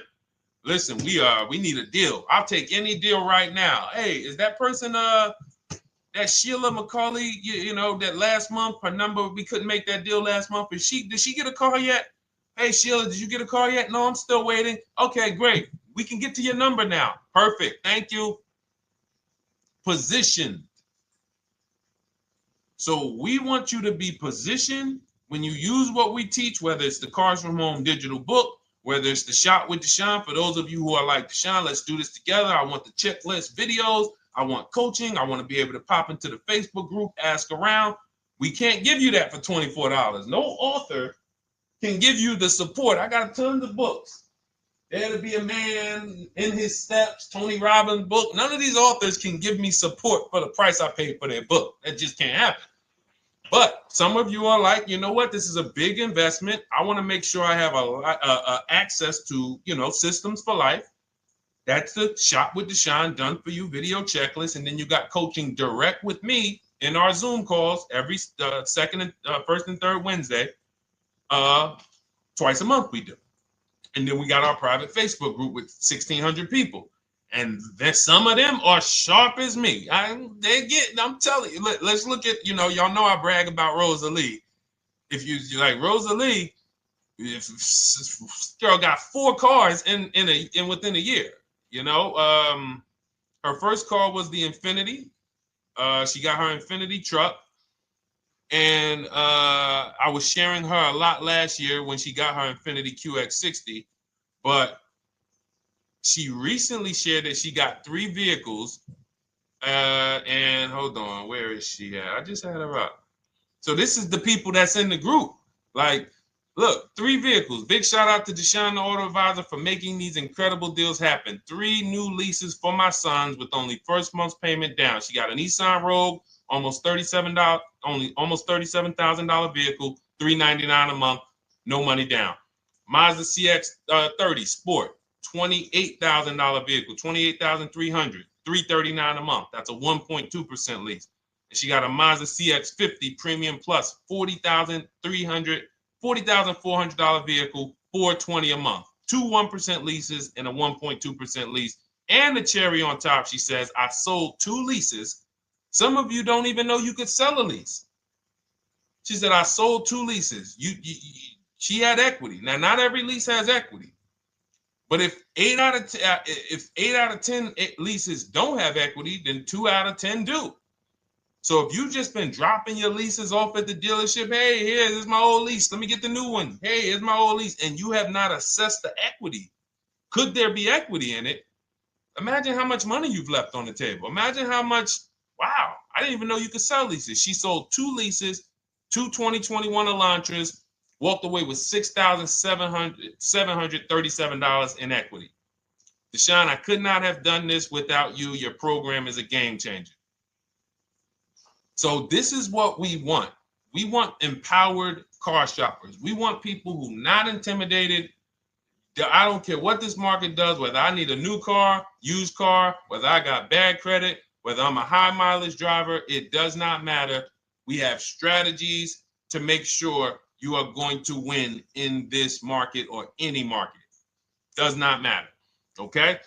So, for those of you who don't know, the whole show was sponsored by my new digital book. It's called Cars from Home, 7 Steps to Saving Time, Money, and Avoiding Dealerships. It's 5-star rated. Thank you to everyone who's rated it, reviewed it.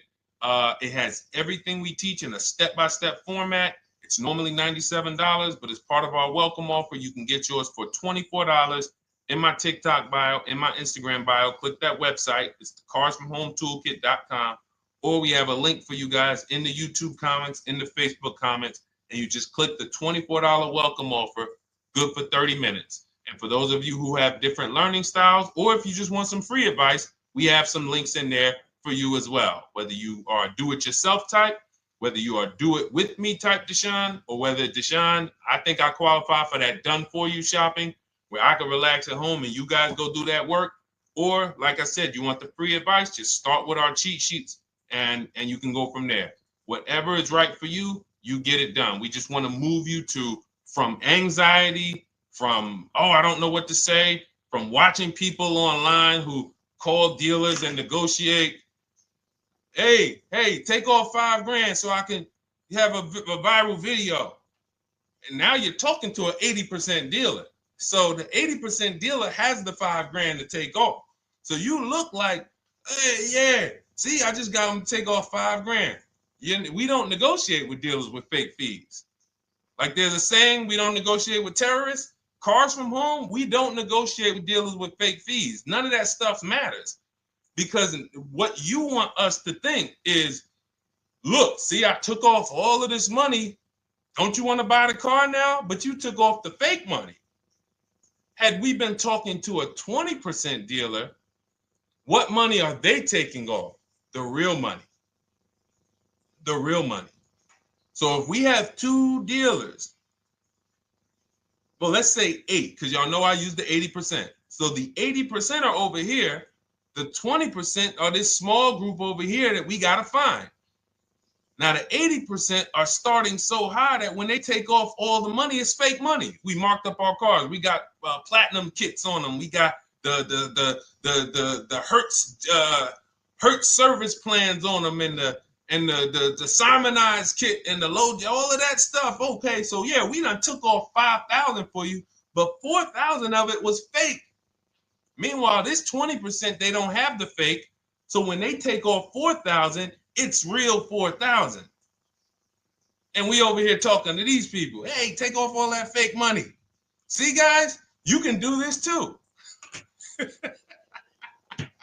So listen, we bidding is the way to go. You cannot negotiate your way to a below market deal, but you can get bids and it will make your life easier. You'll start to enjoy your car shopping.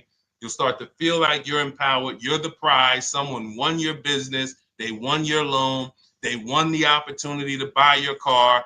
You are the prize. So that's what it's about. So we are here Monday through Thursday, 12 noon.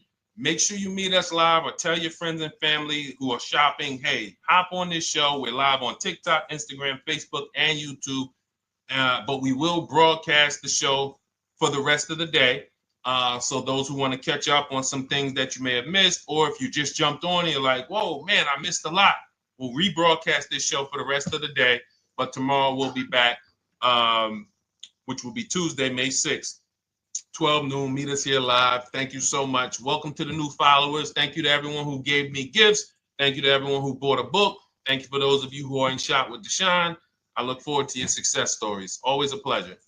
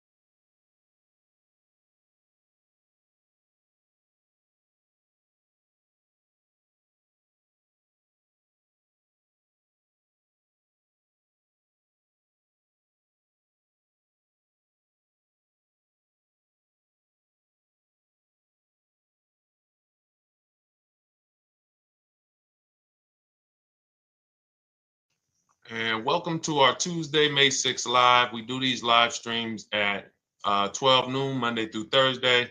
I am your host, Deshone the Auto Advisor. And for those of you who've never met me, I have devoted the last 4 years to teaching people how to get the best deals on cars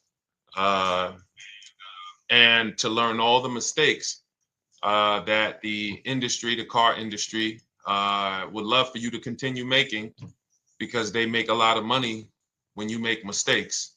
And so what we do here is we really just do questions and answers. I will teach on various topics that I feel are widely misunderstood, like the subject of leasing. And some of you who are new here, if you've never been here before, could you type a 1 in the chat if this is your first time on a stream? We do these streams about 60 to 90 minutes. And if you're going to get the most out of them, we just ask that you lock in, that you focus, because we will be talking about $1,000 mistakes. Nothing here that we'll be talking about over the next 60 to 90 minutes is hundreds of dollars. You know, I'm not looking to, have you spend some time with me on a Tuesday to talk about how to save hundreds of dollars. No offense, I'm sure that's important to some people, but we are here to talk about things that are affecting your bank account by the thousands every year. And so if you got some time, I would love for you to hit the like button, like wherever you are, and let's just tap in. You can start to type your questions. This whole stream is sponsored by my new digital book. It's called Cars from Home, 7 Steps to Saving Time, Money, and Avoiding Dealerships. It's a digital book. It's 5-star rated. Thank you to everyone who's rated the book and reviewed it. And it's normally $97, but for the next 30 minutes while you're watching, you can grab your copy for 75% off. That's our welcome offer. We always like to reward people for taking action. So you can get your copy for $24 instead of $97. And you can just head to my TikTok bio. You won't leave the show, my Instagram bio, the Facebook comments, or the YouTube comments, and use that link to get your welcome offer, and you'll have everything we teach. So as we go through this for the next 60 to 90 minutes, if you're like, whoa, Deshone, this is a lot. Wow, this is a lot. You can grab the book and make sure you have everything that I teach and everything in a step-by-step format. Okay? So I have my man Dolan moderating. Good afternoon. Thank you, Johnny Miller. Good to see you, Lil G. Again, guys, we are live. This is our Tuesday, May 6th live. We're live every Monday through Thursday at 12 noon. But we do rebroadcast these throughout the day. For those who cannot make them, you can watch the rebroadcast, or if you got to go back to work, we'll be rebroadcasting it for the rest of the day until our show tomorrow. All right, so let's start with the questions. You can feel free to get into it. Okay, do you have to get the extended warranty? This is a great question. This is car specific. A Honda, Acura, Toyota, in most cases, have always had low cost of maintenance and their parts are inexpensive. When you're buying an extended warranty or you're considering it, it is a risk product. It's an insurance plan. So that means you can pay for something and not use it, just like car insurance. You don't necessarily use your insurance until you have an accident. Same thing with an extended warranty. It's an insurance policy. So what you're trying to do with any insurance is see what is the likelihood that what I'm paying for this is going to exceed the price if I did need to use it. So in the case of a vehicle, when you're trying to determine what should I get an extended warranty, there's 2 things that are important. Does this vehicle that I'm purchasing have a high likelihood of things going wrong? We know, and some of you have had cars with histories, and we know there are certain cars, they tend to have things go wrong more than others.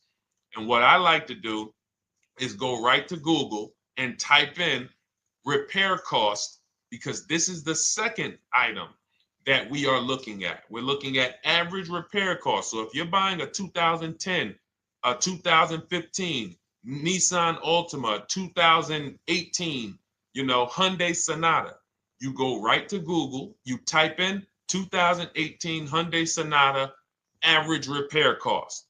Now, if you see that those typically go on the lower side, then that can take a lower set of risk where you might say, all right, likelihood of these things going wrong on this car is slim. But if you see that the repair cost is on the mid to higher side, that's shifting more risk to if something goes wrong, the cost for you to pay for it out of pocket will probably exceed the warranty. So when I work for Mercedes-Benz, who's new here? Type a 1 in the chat if this is your first time on a stream with us. First time you've ever been here, type a 1 in the chat. First time. What's up, William? What's up, DJ Ant Nice? Good to see you.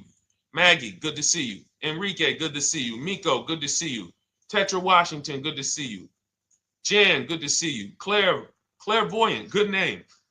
First time, if this is your first time, just type ones in the chat so I know. I don't want to assume anyone knows who the heck I am and what my experience is. Daniel Thompson on Facebook, great to see you. So I worked for Mercedes-Benz for 5 years, General Motors for 5 years, and I ran my own brokerage, my new car brokerage, called Cars from Home. I started it in 2016. Now, when I worked for Mercedes, when people were purchasing a Mercedes, what I would tell them is buy as much warranty as you can afford. Buy as much warranty as you can afford, because I knew that when something breaks on a Mercedes, nothing's under $1,000, and typically it's $2,000-$3,000. So a $4,000 warranty on a Mercedes Benz is usually worth every dime. But at the same time, we have cars that, again, less likely for things to go wrong. And then when things go wrong, if they go wrong, they can typically be repaired inexpensively. Good to see you, Arms Reach. Welcome on Instagram. Shout out to the people checking in live. Great to see you all. So that's how you're measuring extended warranties. You don't want to get an extended warranty on a vehicle that has a low cost of repair and a low likelihood of things going wrong. You can then take your money, put a little bit to the side, have a little emergency fund, that same $3,500 that you would have put into the warranty, or $2,500, you put that to the side over the course of a year, 2 years, put $100 a month to the side, and then have that be your cushion just in case things go wrong. It's better for you to have that money in your bank account, and if things go wrong, you take it to your mechanic. You must have a local mechanic. You guys know I swear by local mechanics on cars that don't have warranties. Even if you have a Mercedes-Benz, a BMW, an Audi, something that is typically harder to work on and takes more of a specialized engineer, there are still plenty of places that have those. I mean, there's shops where they used to be Mercedes-Benz techs. Now they have their own shops. This is who you want, because their cost, their labor is going to be probably 1/3 of what a dealership is going to be. So these are the resources that, again, keep more money in our pocket while getting us the same level of service and experience. Okay, great question. Welcome, Uncle Nene. Good to see you. Uncle Nene. All right, listen. Nicole, good to see you. All right, Dolan, you can pull up the next question. Feel free to start typing your questions. And as we get more questions in, we'll try to get to all of them. You guys know we're not always able to, but we do try to get to all of them. How do I shop around for the best lease deal without affecting my credit? Well, first of all, you're talking to someone who's, just so you know, I've taught thousands of people to lease. I've gotten 7 leases. Now, when we look at what we are doing with a lease, first, we have to consider how we want the information presented to us. We are not letting dealers tell us how they're going to quote us. We are telling the dealers how to quote us. So we are going to have all our quotes. Thank you to everybody hitting the like button. I see you. I appreciate you. And shout out to the sharers. As I see people who share, I always like to give the shout outs to the people who share this broadcast with their friends and their family. And thank you to everyone who's giving gifts on TikTok and Instagram. Appreciate you all. So what we are doing when we're telling a dealership, you give us a quote with first month's payment only out of pocket, 12,000 miles per year, and put all the taxes and fees into the payment, assume tier 1. So we are presenting it now in my book and in my Shop with Deshone programs, my video checklist. I have all the templates. If you're going to do this yourself, you just need to remember how you're presenting this. You can call around to dealerships, because there's 2 ways to do this. Shopping from home. Cars from Home is about showing you guys, and I'm going to be showing you guys a ton of payments. And listen, I don't want you to feel bad, because some of you are going to see that you've left a lot of money on the table. Part of what I have to do here, and I've been doing it for 3-4 years now, is I have to tell you the bad news. For 3 years, I did a masterclass called Everything You're Doing Wrong Buying, Selling, and Leasing Cars. We put probably over 15,000 people through that masterclass. But those were people who were willing to hear the bad news They knew, Deshone, I got to hear the bad news to get to the good news. So as I show the difference in the prices that we get and the people who listen to me get, more than, forget about me, the people who are like you, the people who are on a live, saw a video, and then took action and learned and use our processes, the results they get compared to what you're getting. You're going to see, wow, they're saving $3, $5, $7, $10,000 more than me every single car. And so the Cars from Home system is about bidding.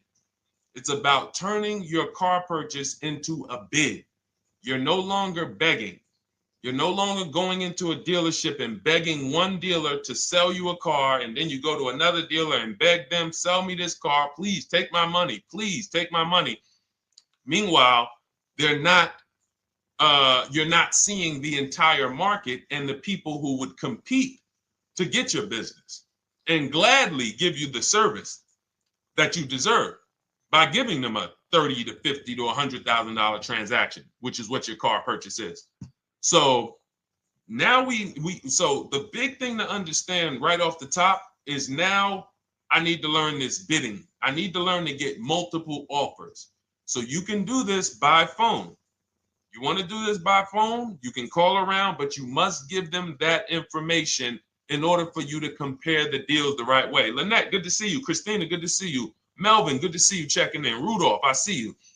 Once you actually give them that information, 12,000 miles per year, first month's payment only, due at signing, taxes and fees in the payment, assume tier one. I want the tier one offer. Even if you think I not qualify. Now, if you got a credit score above 670, all your FICO scores, most of you will qualify for most tier one leases. So you want to see, what does this look like as I get my offers? Once you get your offers in this format, you can use the 1% rule as the gauge. The 1% rule is been around for more than 20 years. Everyone who leases and who's savvy, we understood if your lease payment is 1% of the MSRP or less, you stole the car. That includes taxes, that includes fees. You're still in the car. So example, we're looking at a $30,000 car, Hyundai Sonata or a Hyundai Elantra, $30,000 car. When we shop all our offers, if that lease payment is $300 per month, with only $300 due at signing. In other words, I show up, here's $300. Good to see you, GDTV. Thank you for checking in on YouTube. Once I give you that $300, that's my payment for the next 35 months. So that's a very, very low percentage of the car you're paying. It's a 1% rule. Now, in order to get a 1% lease, you need a great lease program, which means the bank has to be supporting the car, rebates, incentives, and then you need the biggest discount, the dealer who's going to give you the biggest discount. Now, one of those we can control. One of them we can't. Which one can't we control? And for those of you who are new here, we don't play around here. But my people who are moving, and again, I'll show you, like a lot of people, we got a lot of people who've been following us, using our processes. They're locked in. They're not casually on a live here. We're not casually here talking. They are locked in. Like, boom, okay, I hear you. They're answering, they're typing, they're not, vacuuming in the kitchen and trying to hear. You can't do. We're talking about your second most expensive purchase of your life. It's going to be, you got to lock in. You got to challenge yourself to block out the distractions while we're on this stream, because this is your money. And if you don't take your money seriously, the car salesman will take your money seriously. Oh, I like that. Praise the Lord. God is good. You don't take your money seriously, the car salesman will take your money seriously. Man. So, all right, now somebody remind me the question I asked. I got so happy about that little catchphrase that I forgot who we were. So I know we were discussing, okay, we're talking about the 1% rule. So now, one of the things we can't control is the bank. We don't know what the lease payment, what the lease program is on a car. So when we shop cars, we are going to now look at multiple offers, and here's what you're going to see. Now, I'm going to show you an example of how we know or how we expose where the dealers are concerning pricing. Now, you can't see this on TikTok, but on YouTube, Instagram, Facebook, you guys can see this. I'm going to tell you guys about it. YouTube just doesn't let us do the same type of stream. But this is a particular Infiniti that we shop for. We have offers ranging, this is a $61,000 vehicle. We have offers ranging from $680 per month, which is a 1.1% lease. So a $61,000 car, $680 per month, that's 1.1%. We divide the monthly payment into the MSRP. Now, we can see here that there are some offers already from dealers that are almost $900, $889 per month. $889 per month, $873 per month. So now when we look and we say, whoa, how can we have two, like we have all these dealers have the exact same car, yet one of them is $200 per month higher than another dealer. Exactly. We call them the 80%. The 80%, even after back and forth, even after, hey, we'll take off some money. All right, we'll drop the payment $50 a month. Their offer is still so high. It's a horrible deal. Now, why would they offer this? And this is consistent. So I don't want y'all thinking, well, the dealers that I walk into, they're different, Deshone. They take off more money. It does not matter what you think. If you don't have the market reports, if you don't know how to get multiple offers so that you can see, we do this all around the country. We have students all around the country in Cars from Home. We have people we shop for. We have over 13,000 books sold now. Like, we have lots of data to prove this. 80% of dealers are going to be overpriced. This is another particular deal on a Toyota, a market report. And you guys can see that the out-the-door prices here, list price, $32,000. Out the door price with taxes and fees, $38,000. That means that dealer is charging all types of fees on top of their price. The $39,000 MSRP. Look at line number 3. $39,000. Out the door price is $41,000.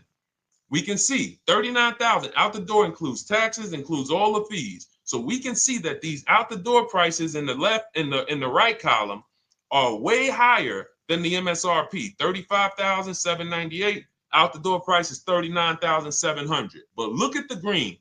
Look at the green. This is what we call, we found the dealer at this time who wanted to win the bid. They wanted to win the bid. They needed the car sold. This is a rotation. We don't say to them, wow, they won the bid one time, so they must win the bid all the time. No dealer can win the bid all the time, or they'll be out of business. But in this particular case, at this particular time, for this particular client, this dealer said, we're going to sell this car for that's $35,500, and out the door with taxes and all the fees, $34,994. That is a over $4,000 discount off this vehicle. When all the other dealers are, not only are they not giving you a discount, they're charging over list. And they might come and say, all right, we'll take off $500. We'll take off $1,000. We'll take off $1,500. They might start so high with you guys that you think, wow, they started up here and I talked them down. They took off $3,000 from me, but they already were $3,000 in fake fees, protection plans, and all of this padding, dealer adjustments, which is fake fees. So whenever they say, because the dealer gets a minimum of a 6% profit margin, from list to invoice, we have profit. From invoice to holdback to triple net, we have money. That's all the profit margin. On top of that, when we add a dealer adjustment, what we're saying is we're going to sell this car to someone who does not have the skills to find our competition. And they're going to come in, and if we got to take off $2,000 to make them think they won, this is what we're going to do. But what we do here, what people like Brian is going to do, look, just finalize my first ever lease using your system, 2025 Honda HRV, $30,000 vehicle, $395 a month payment. no money down. His initial quote was $434. He ended up using our calculator, which we have in our book and in our program. If we put all our offers into that calculator, it tells us what to counter. He gets that offer for $395. That's his deal. We look at somebody like Wendell. Look, thank you. It's the least I can say for your book, Cars from Home. We're still in the middle of the process. Just sold our car today, like 10 minutes ago, for 30% above value. Why? Because he got bids. Look, using the insights from your book. I've read the book multiple times and told many people about it because it's that good. It's so intuitive and insightful. We'll be moving to the next step soon, and I'll write again. So now you heard him say we're moving to the next step soon. Step 2 in my book is the equity assessment. That's when we get bids for the car we have. We get bids. You're going to go to, listen, you should never be trading your cars in. Let me ask you all a question. Do we get the most money for you name me one thing that we get the most money for that thing trading it. Name me one thing. If I had this iPhone, do I get more money trading that iPhone in for another phone, or do I get more money listing it online and selling it to whoever will pay the most? Trading or selling? Let's go. Who's locked in? Tax advantages are very small. I understand you, Ronald, but the tax advantages, we have people that are selling their cars to cash buyers for $3 to $5 grand more than what they can get on trade. A tax value, a tax advantage for the difference is not, it's minimal. Exactly. Thank you, King Carter. You listed. So the money is in the bids and the competition. So going back to this person who asked the question, how do I get the best deal on a lease? It's going to be through multiple offers. That's my 2 favorite words. I would wear them on a shirt if I didn't wear unlearn, relearn. Because more than multiple offers, I need you to unlearn. Because the people who come with bad information from years, Deshone, this is not how my uncle taught me to buy cars. Deshone, this is not how I ever heard about getting cars. I was always taught just go in and just don't tell them about your trade and then ask to see the invoice and all of this stuff. That's what I was taught. Yeah, but you're not going to get the prices we're getting until you unlearn all of that bad information. Bidding is how we buy everything. When we go into the supermarket to get spaghetti sauce, all of those companies are bidding. They're bidding. Hey, listen, we'll sell you this for $3.99. Hey, we'll sell you this for $5.29. But we got a better product. We got quality. Look at us. Look, it's all bids. Everyone who wants to sell us something is competing, except car dealers. Y'all notice that? So the mindset that y'all got to have if y'all want to really win and save all of this money and get these huge discounts is I'm going to start purchasing and leasing cars like I buy other things. It's going to be a competition. And I promise you, your whole life is going to change. Your entire car buying experience will change forever. You will be sitting here just like my man Ken, graduated, $585 a month payment, no money down on his Nissan Murano Platinum, $50,000 vehicle. He's paying $585, no money down. $50,000 vehicle. How much would a $50,000 vehicle cost us on a loan if he purchased it? How much would a $50,000? Some of you know every $5,000 is how much per month. Let me see who's locked in. Who's locked in? Every $5,000 is how much per month on a loan. I see you, Daniel Thompson. Check in. Good to see you, Dane. Thank you for breaking it down with complete truth. Keeping eyes wide open to know what to exactly expect. There you go, Dane. Welcome. Glad to have you here. We do not play around when it comes to this. All I want you doing is winning with cars, in love with your deals every time you get a car. All right, nobody knows the 5,000. How much is every $5,000 on a car payment? Come on, y'all. These are principles we've been teaching. Thank you, Daniel. $100. Thank you. $100. So we always want to default to a 5-year loan. I'm going to tell you why. when you default to a 5-year loan, you're in a safe position. Now, defaulting to a 5-year loan means when I look at a $20,000 car, I'm thinking $400 per month. 5-year loan, every $5,000 is $100 per month. If worst case scenario, I'm trying to get a little bit more car, then I'll go to a 6-year loan, but that's the max. I'm not going past a 6-year loan on a car. That's like going to a 40-year mortgage on a house. They're available. It's not a good idea. So when we look at these, you say to yourself, wow, a $50,000 car, that should cost him, if he did no, remember, this is a no money down deal. We're just looking at how much money we're putting in these cars. That car would cost him about $1,000 a month if he purchased it, 5-year loan, no money down. Which is why when people purchase their cars, what do they typically do? Come up with a ton of money, 10 grand, 15 grand, 20 grand, because they're going to pay into that car to try to lower that payment, because that payment. But some of us who don't have the down payment, we're financing most or all of the car. But here's the thing. I don't want you to feel bad if you're one of those people who's like, Deshone, I really don't be having those down payments of 10 grand, 15 grand, but I want to drive something quality.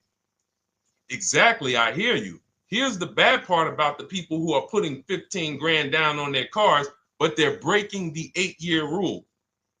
This is what we call in Cars from Home and everything I teach, the most important question is how many years are you going to keep this next car?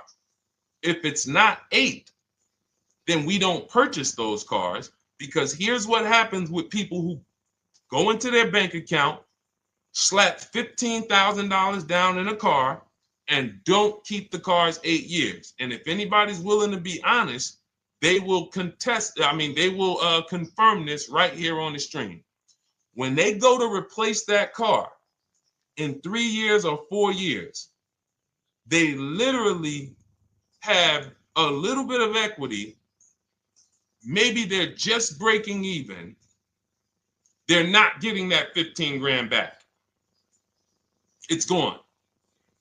It's gone.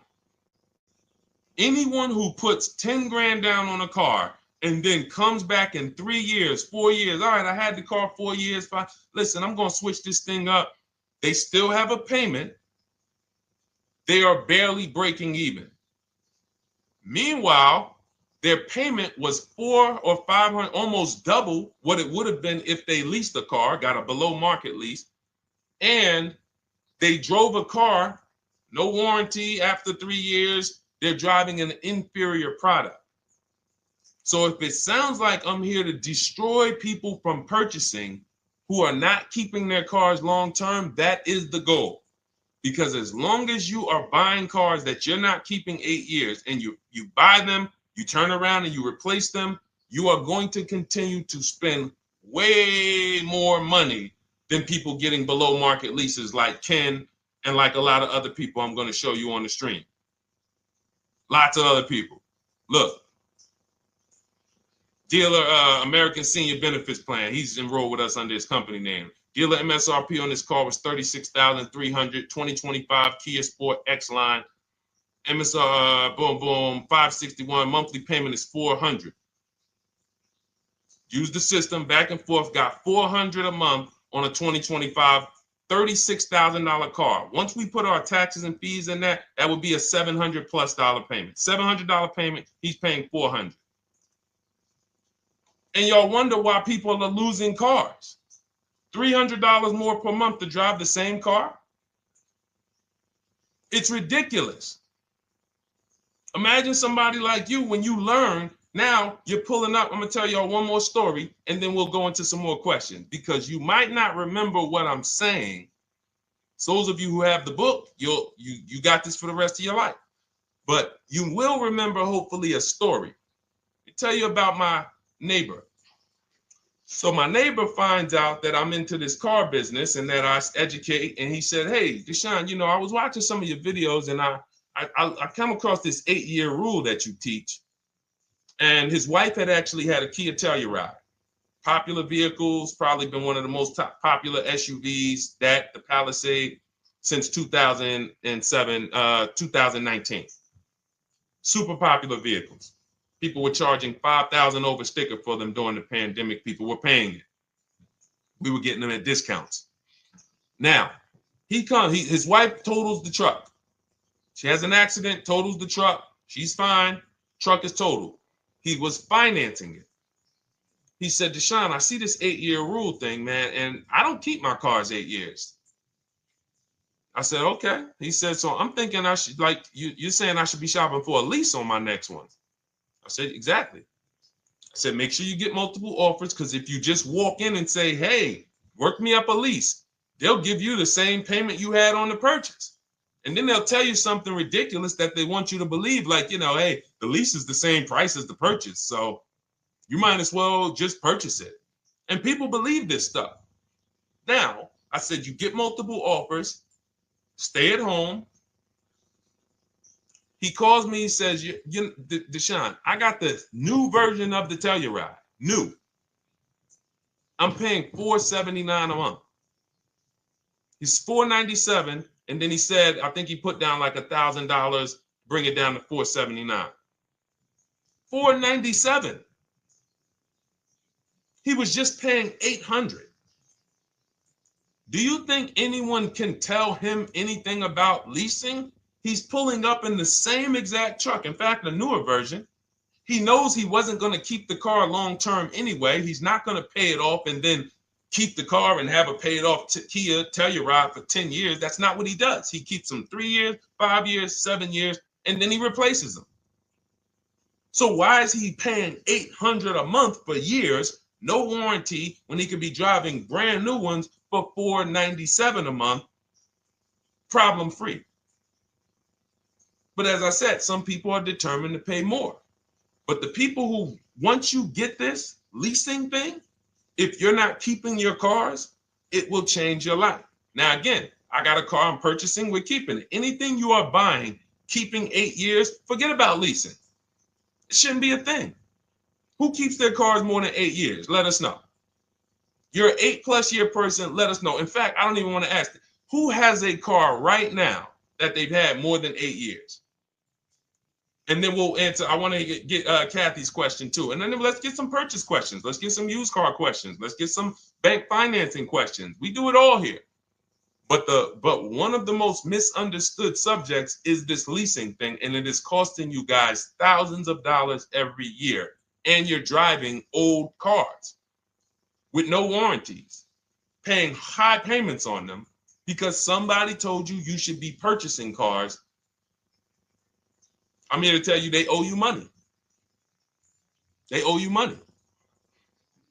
All right? So who has a car right now that they've had more than 8 years? Let us know. How many years have you had it? And by the way, for those of you who just joined, this is our Tuesday, May 6th live. We are live every Monday through Thursday at 12 noon Eastern time. So for those of you who are here catching us live, that's when we're live. We will rebroadcast this and replay this show throughout the rest of the day for those who could not catch it, or if you had to jump off, go back to work.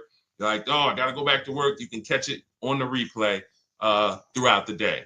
But we are live Monday through Thursday at 12 noon. So welcome to the people who are here. EJ, driving a lot of miles does not matter. Let me break this down for you. So right now, let's go to somebody who else has a lease. Let's look at, because who's heard with leasing you can't drive too many miles? Who's heard that, right? Type me if you've heard that. Let's go. Type me if you heard that. Come on, where's the locked in people at? I see Kathy, I see EJ, I see DJ Ant Nice, I see XP. All right, I see Mr. Slim. Welcome to the community. I see Rhonda. All right, where are the locked in people? Instagram, where we at? Locked in. All right, dang, I see you. Jamel. All right, perfect. So, Sherry, I see you. Sherry Baker on TikTok. So you've heard, oh, you can't drive a lot of miles with a lease. Let's be clear here. You choose the mileage on your lease. It's not selected for you. In fact, the only time it is selected for you is if you don't realize you choose it. That's the only time they're going to choose your mileage for you. If you go in and you do something like, hey, work me up a lease deal, they're probably going to work you up a 10,000 mile a year lease deal. And they're probably going to say, hey, you need $3,000 down, and this is going to be your payment. And next thing you know, it's a high lease, and it's just terrible. Happens all the time. We tell people how to quote us. First payment due at signing, taxes and fees in the payment. So now let's look at a lease, and let me show you what it would look like. So this is Val Boss Lady. She's in our Shop with Deshone program. Everything that you guys know that we're talking about here, if you're like, hey, I really, really want to go deeper, I want the step-by-step, the blueprint, that's my digital book, Cars from Home, 7 Steps to Saving Time, Money, and Avoiding Dealerships. Normally $97. You get a welcome offer. It's 30 minutes because I want to see you win, and you get 75% off for 30 minutes. If you go to my TikTok bio, Instagram bio, YouTube comments, Facebook comments, click those links, and then click that one that says $24 welcome offer. 30 minutes only, reward for taking action. You have everything we teach, the low market leases, the low market purchases, used cars, bank bidding war, making banks and credit unions bid, all of that, $24. You can, somebody emailed me yesterday, said, I'm $15,000 up with what I've learned from you already. And so if you can get it for $24, you can save tons of money for the rest of your life on a $24 investment. In this case, Val's in our, she's more of a wants to do it with me type. Videos, checklist, she doesn't want to read. That's our Shop with Deshone, do it with me program. I coach people. And so she gets a deal on this particular car. Same information, by the way. Not better information here than the book. It's just different learning styles.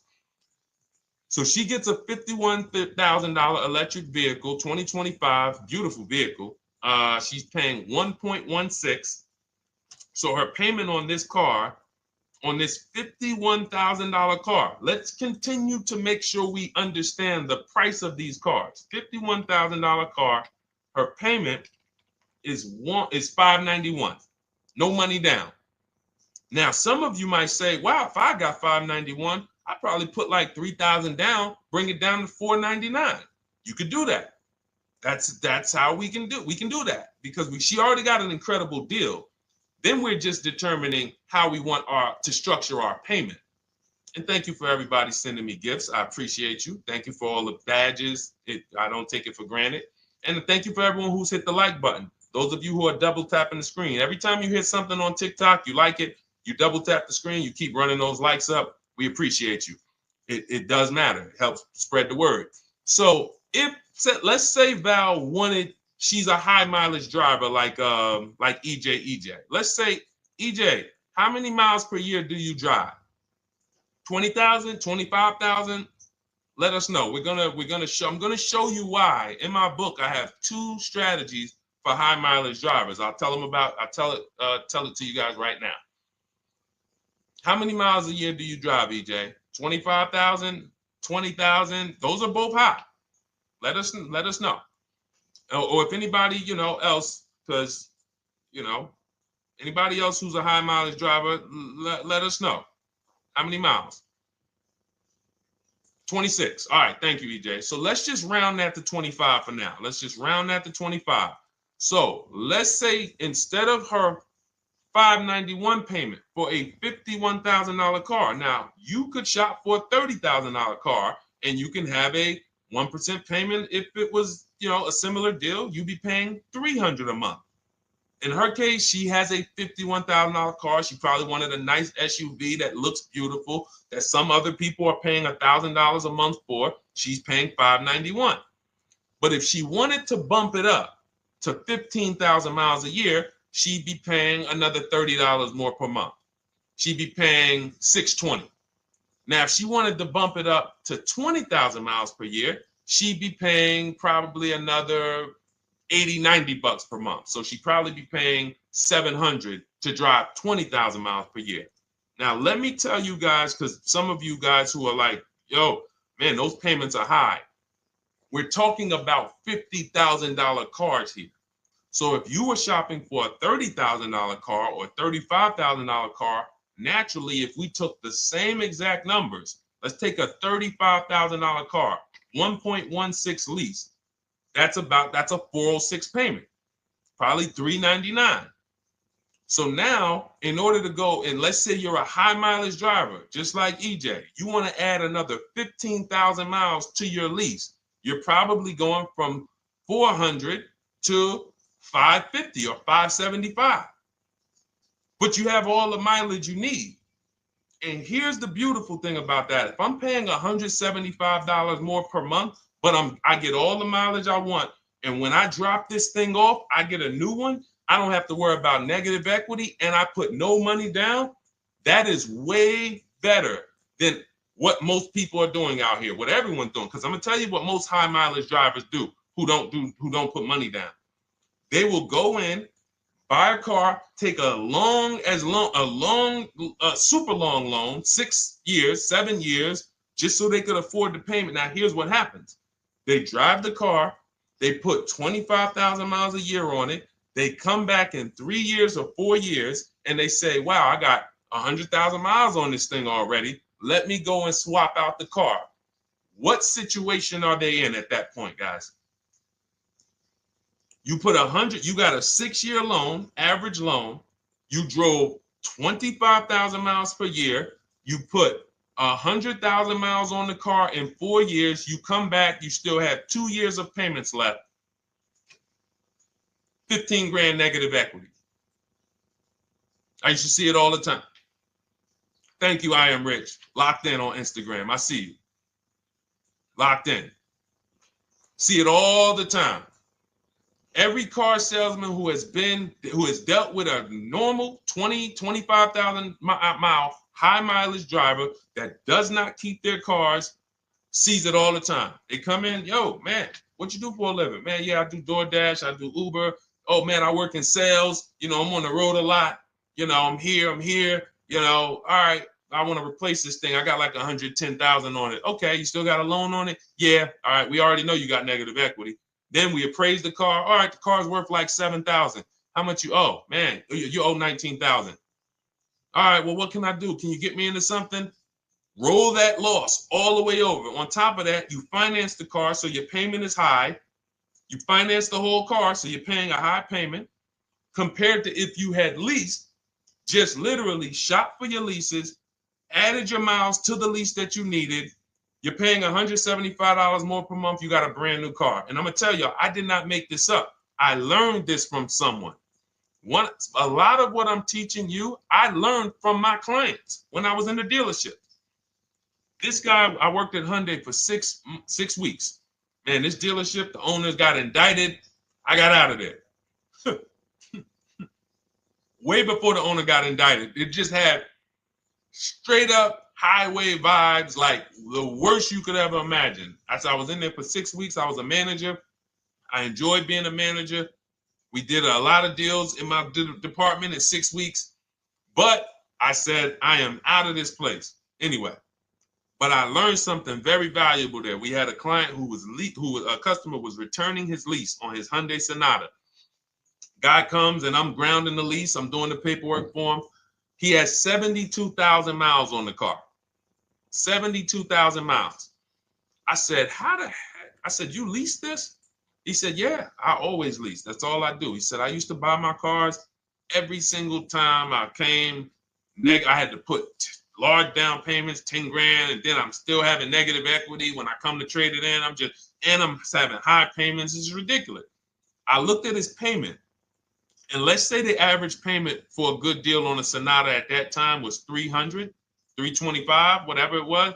He was only paying like $550.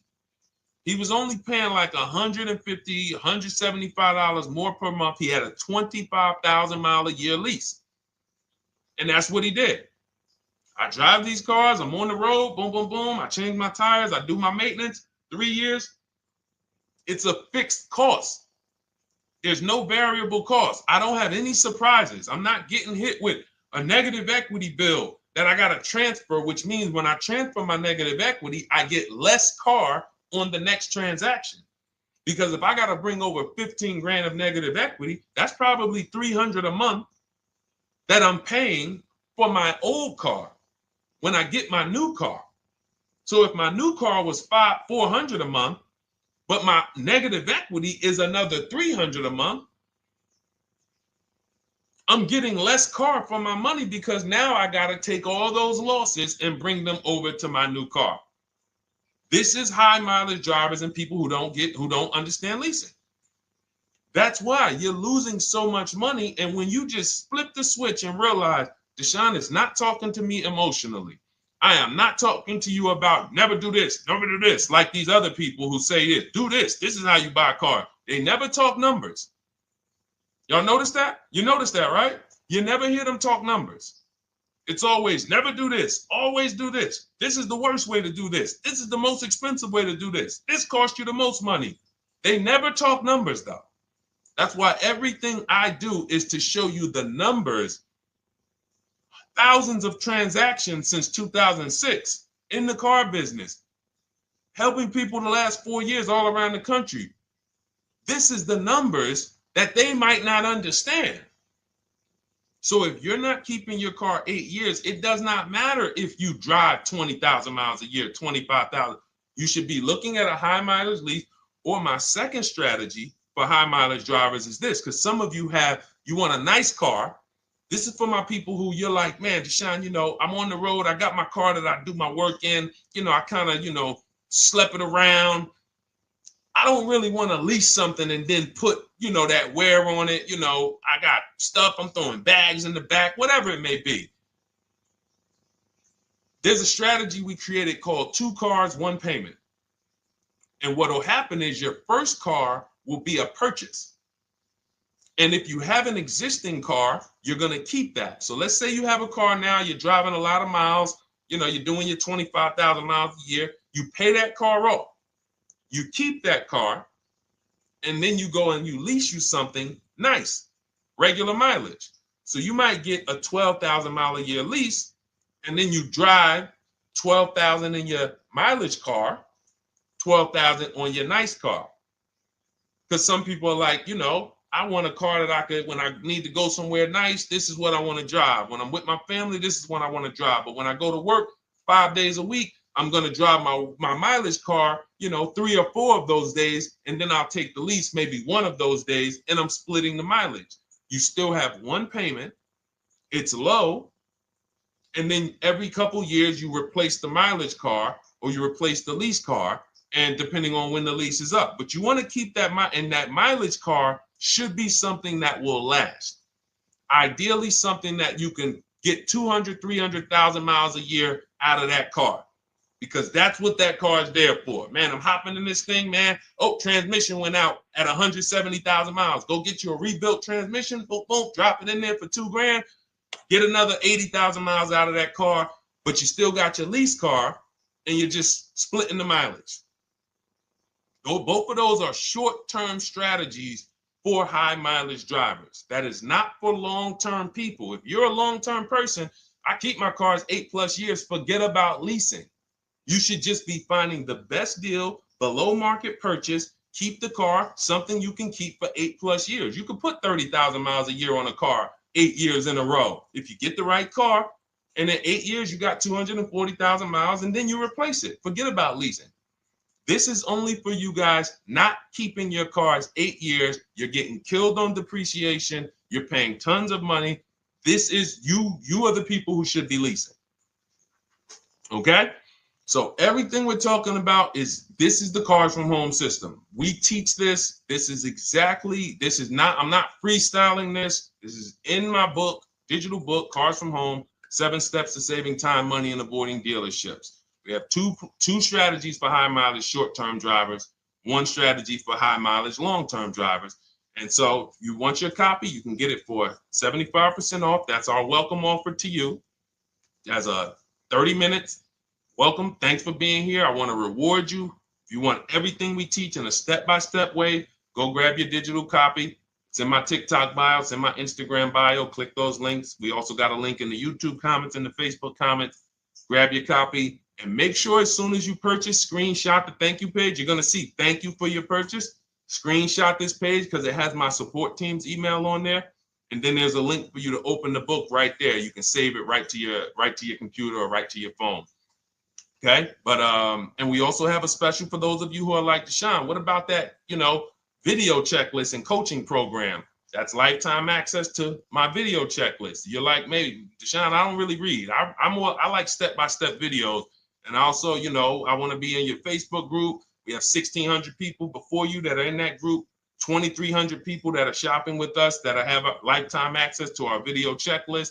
We have a $200 special for that welcome offer. And so I'm always about rewarding people for taking action with a special offer. It's limited time though, and so get in where you fit in. All right, let's keep it going. Thank you, Corey. Said amazing knowledge. Thank you. And I'm glad I saw somebody said that's a great idea with the 2 cars. Thank you. It's a great idea. All right. You've convinced me to lease my next vehicle. Awesome. Awesome. Does your service shop for lease terms on the car? Absolutely. If you qualify for done for you, that means you just want to relax. That means we only shop for new cars and leases for people, new purchases and leases. And you have to have a FICO score over 670. But yes, here is a market report that we prepared for a client. Let me put on do not disturb. Here's a market report we prepared for a client. Okay, so I showed you that that's an affinity. We didn't even finish that. We had just started for this client. But this is, do I have one here? No. Do I have a lease market report here? Yeah, right here. So that's an example of what a Kia, this is a particular Kia lease where their best offer was a 1.27 offer. Now, here's how you know you found the bottom of the market. And again, whether you're using the book or whether you're calling around, again, you can call around to do this. The key is not going into dealerships. You cannot do this going in. Once you get your offers, you know you found the bottom when your best offer is between $150 to $200 less per month than your worst offer. And if you're purchasing, you should see a spread of between $3,000 and $5,000 minimum between your best offer and your worst offer. That's when you know you've shopped correctly. Because until you find the 80% dealers, you have not shopped correctly. If you're like Deshone, these prices still seem close. You have not found, you're talking to the 80%. You haven't found the 20% yet. Because the 20% is going to be that $3,000 to $5,000 less than the 80%. That is just the numbers. That's the way it works. So yes, so when some cars you're going to see that the lease program won't allow for a 1.1% lease. The best offer, like we've shopped Hyundai Palisades for years, and I got my dad one back in November, and his best offer is like around 1.3, 1.28. That's the best I've ever seen on a Palisade. I've never seen a 1.1 on a Palisade. I've had people in our Charles, some of you know, I posted pictures of him when he got his Palisade last year. We clear out the old pictures because we got a bunch of new people with 2025. So we're not going to sit here and talk about 2024s anymore. We got Ken, we got Melissa, we got Sheree, we got a bunch of new people, just Ralph. We're not going to, but I do remember posting Charles who got his Palisade and he's like, he shopped, used the system, got his multiple offers. Best deal was 1.3. So that's where it comes in at because of the lease program. That dealer is already taken off to win the bid, probably taking off $5-6 grand. But if they don't have more rebates and more incentives and a better, then it's not going to lead to a 1% lease. So the 1% leases come from major incentives. Maybe sometimes they have too many of the vehicles. They want to move them. Lots of bank support. But what I tell you is you should be looking for between 1.25 and 1.5. That's how you should budget for a lease, between 1.25 and 1.5. That's a great deal. And if it has a really aggressive lease program, once you get your bids, you're going to see it fall under the 1.25. You see it fall into 1.1, 1.2. but we don't know what the lease program will be until after we shop for that vehicle. Okay? So yes, absolutely. It's an empowering way to shop.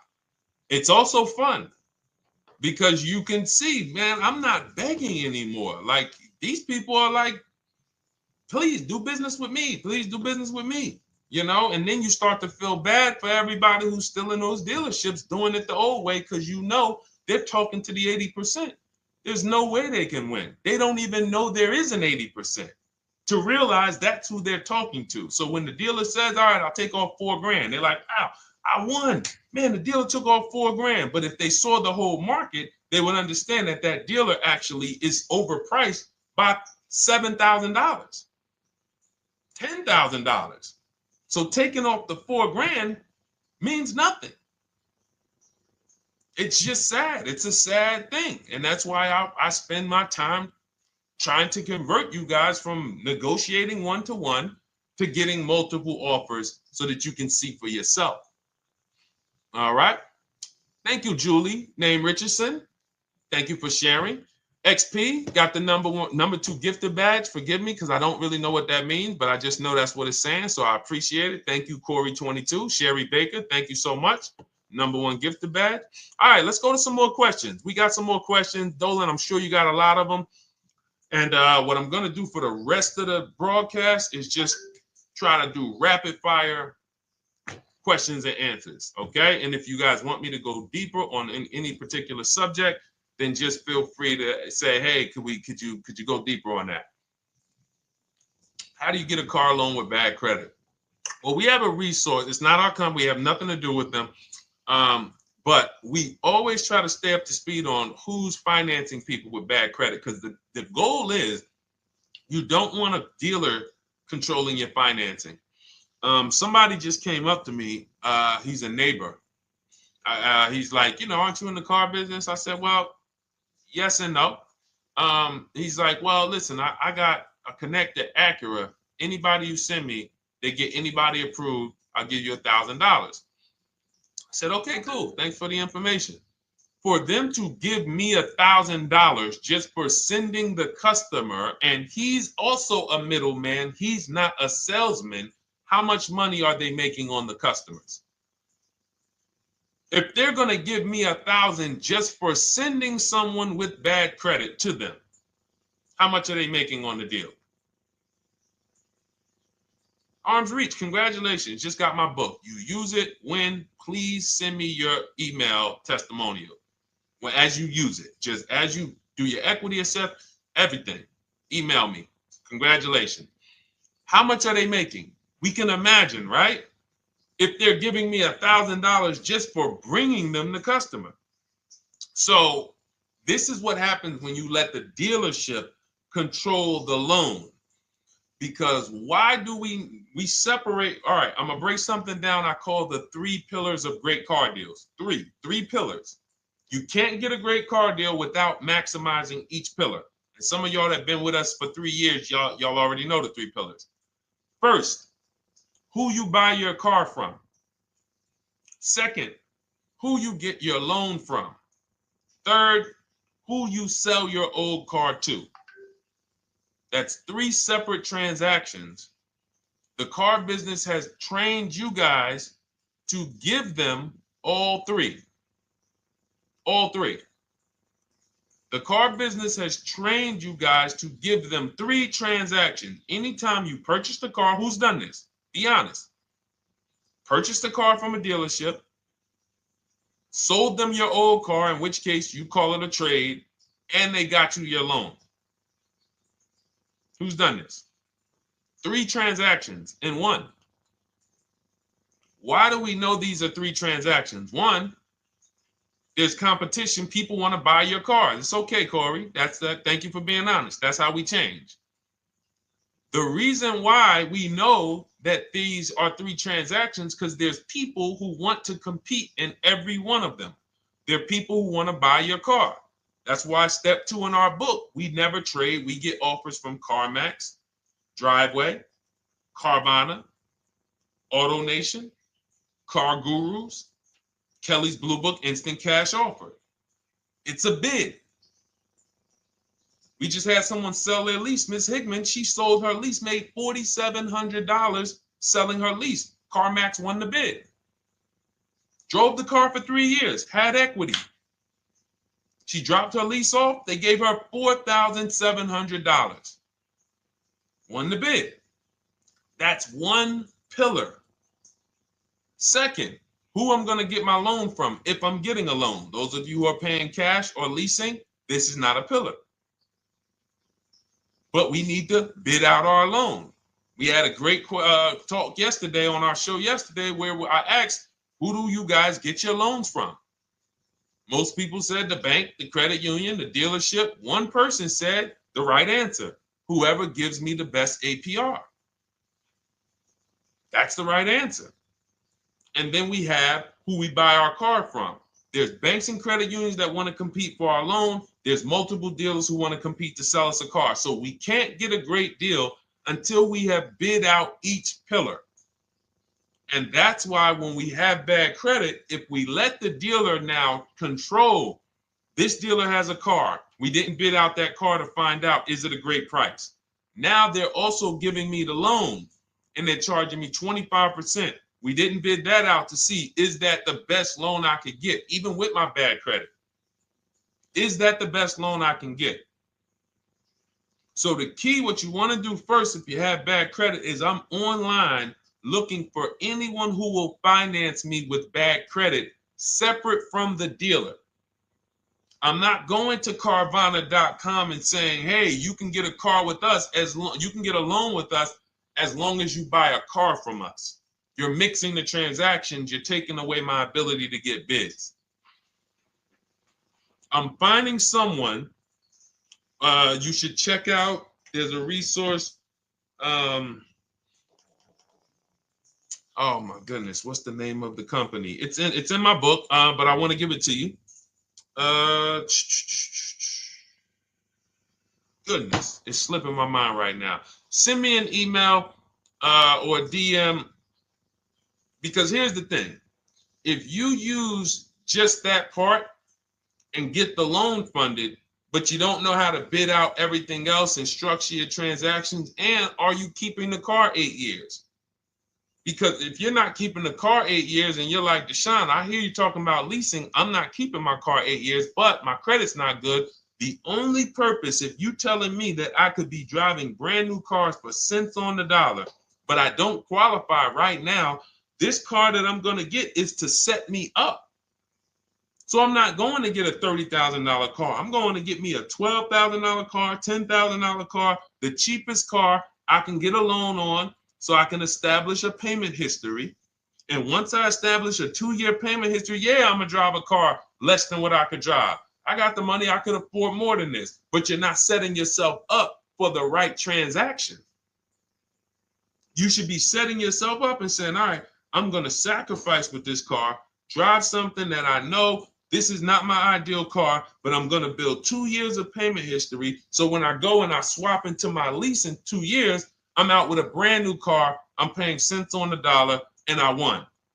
But it was a plan. It was a long-term plan. This is the second most expensive purchase of your life. You can win every single time, or you can lose and set yourself and your family back 5 to 10 grand each car or more. Every time you get a car, it's 5 to 10 grand more you're coming out of your family's bank account than what could have. Then you got the car breaking down. Now you got tow trucks, all because you don't have an actual plan you're rolling out. And that's what I see a lot of people do with bad credit. Oh man, I got bad credit. I'm just going to go and get me something. I could afford $600 a month. And they go and buy the most expensive car. But because 25% interest is on the loan, they're not getting the most car for their money. Now, 3 years down the road, they're going to pay the high payment, still have negative equity because the interest is so high, and then they go and swap and do it again. And because the payment's so high and the car is older, because they want something fancy, but they really can't get that because, again, the interest is high. That's eating into their budget. Now they're going 3 years down the road. They missed 3 payments. They were late 3 times, so they're no closer to leasing. Credit's still bad. This is disaster. So if you're a long-term person, I break it down for you guys into two groups of people: long-term, short-term. Long-term high mileage driver, short-term high mileage driver, different plan. Long-term bad credit person, short-term bad credit person, different plan. If I'm a long-term person with bad credit, here's what I'm doing: finding the absolute best car I could find, getting bids, either new cars or used cars. We got the strategies for both. You can use the marketplaces, cars.com, Car Auto Trader. We got a whole strategy for how we find used cars, but you find that car, you pay your loan of 20%, 19%, 18%, if that's the best you can get. Because here's what you're going to do. In 2 years, you're not swapping into a lease. In 2 years, you've established a payment history, you fixed your credit, and now what are we going to do? You got a quality car. You're not thinking about trading it. You're not thinking about replacing it. You're like, man, this is my car. It's a great car. I'm just paying daggone 20% interest. What do I do now after 2 years? Now that my credit is good because I got a quality car, dependable car, I'm focused on fixing my credit over 2 years. What am I going to do after 2 years? Anybody?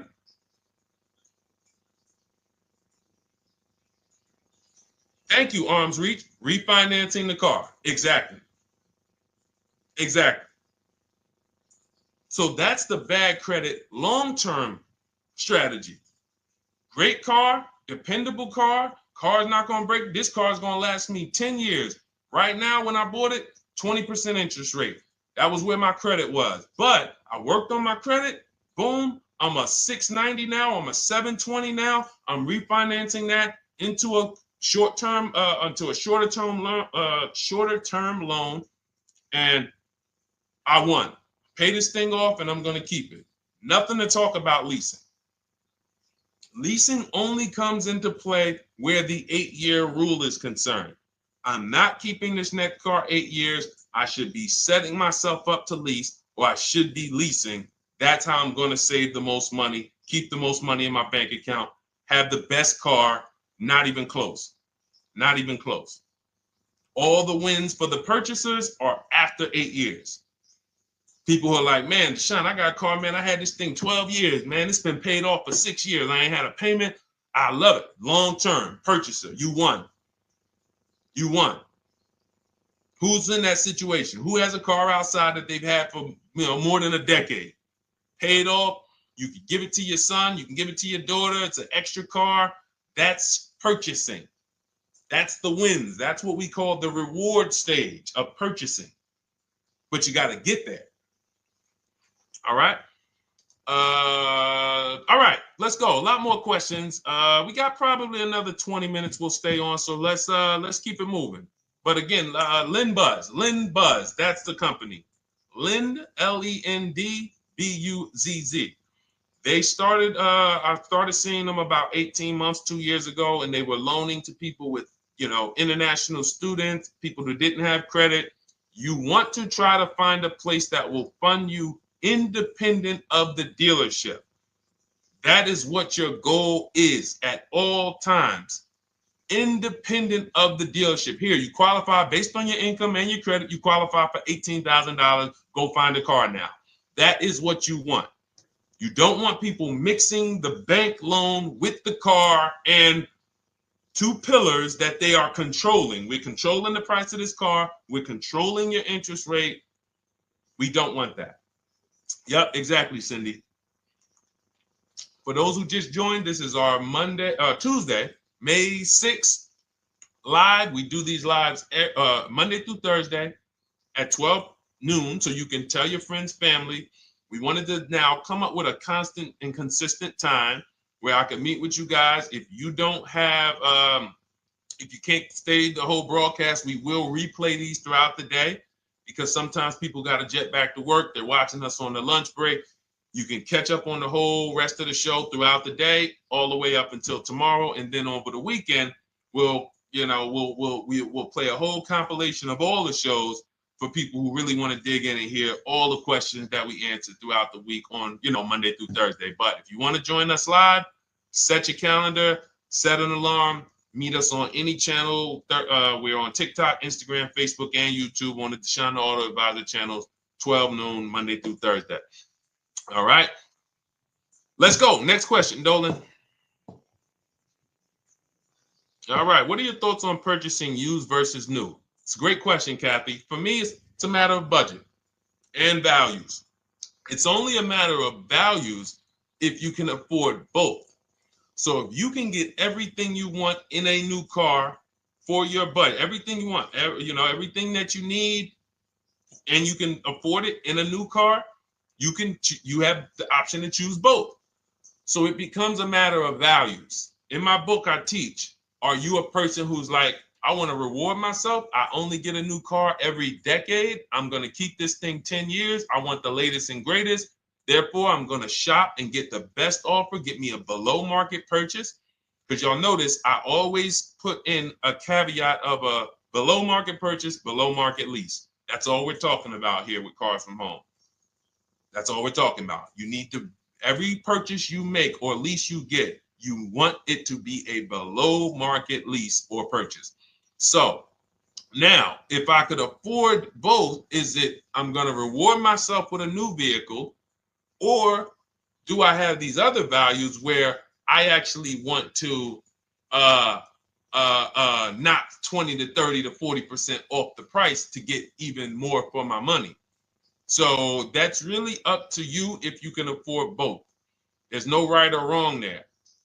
It's a matter of, like I said, the values. Now, some of you once you look at your budget, I have a tool in my book and in our video checklist, the coaching program called the Perfect Budget Calculator. We invented this. So it's not on Google.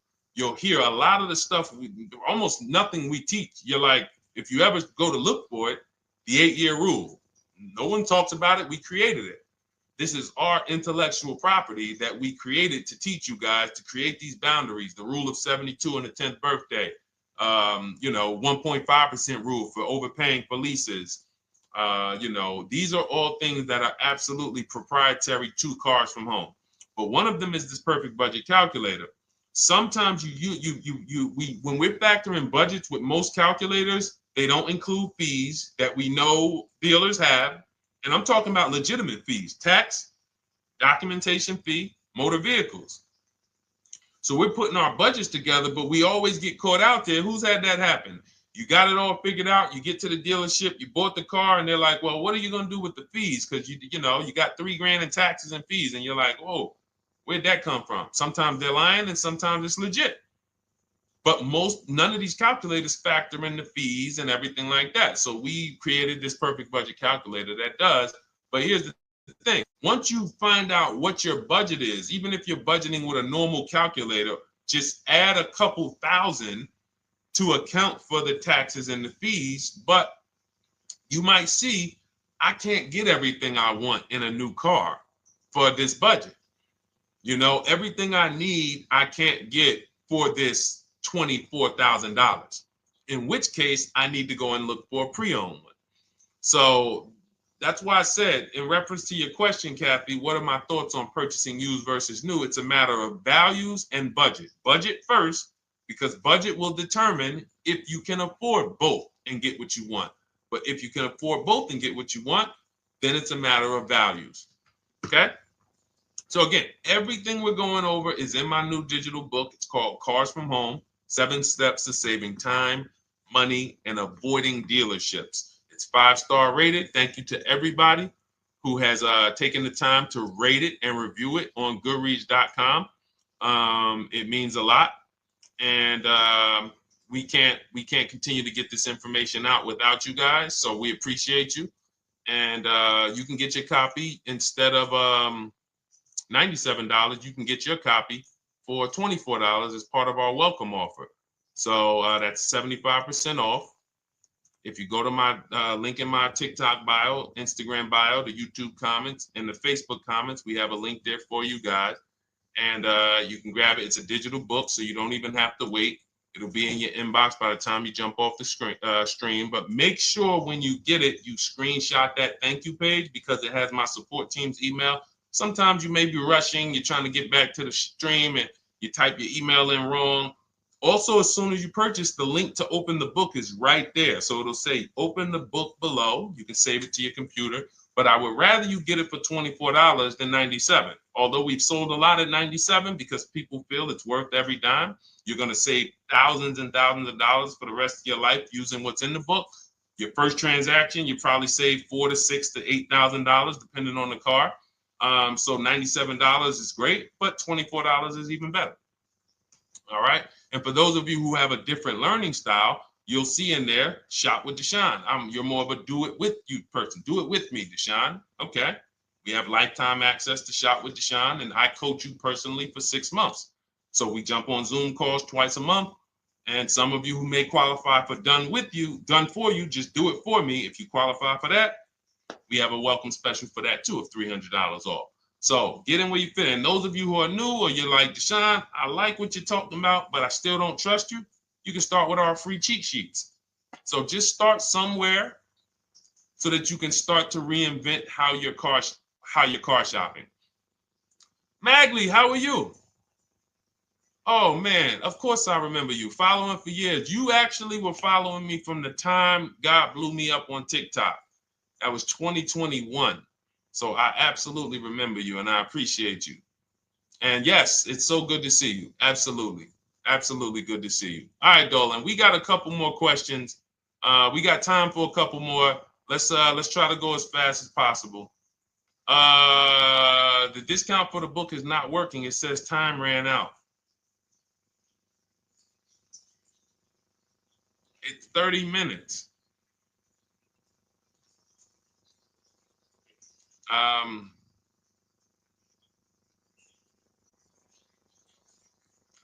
don't know. I don't know. Y'all help me out. I don't know what to do with that. I'm sorry. If the welcome offer for $24 was not really 30 minutes, then that means I'm just lying to you. You know what I mean? I'm just like, oh yeah, it's 30 minutes, but come back in 2 hours and it'll still be, you know what I mean? It's,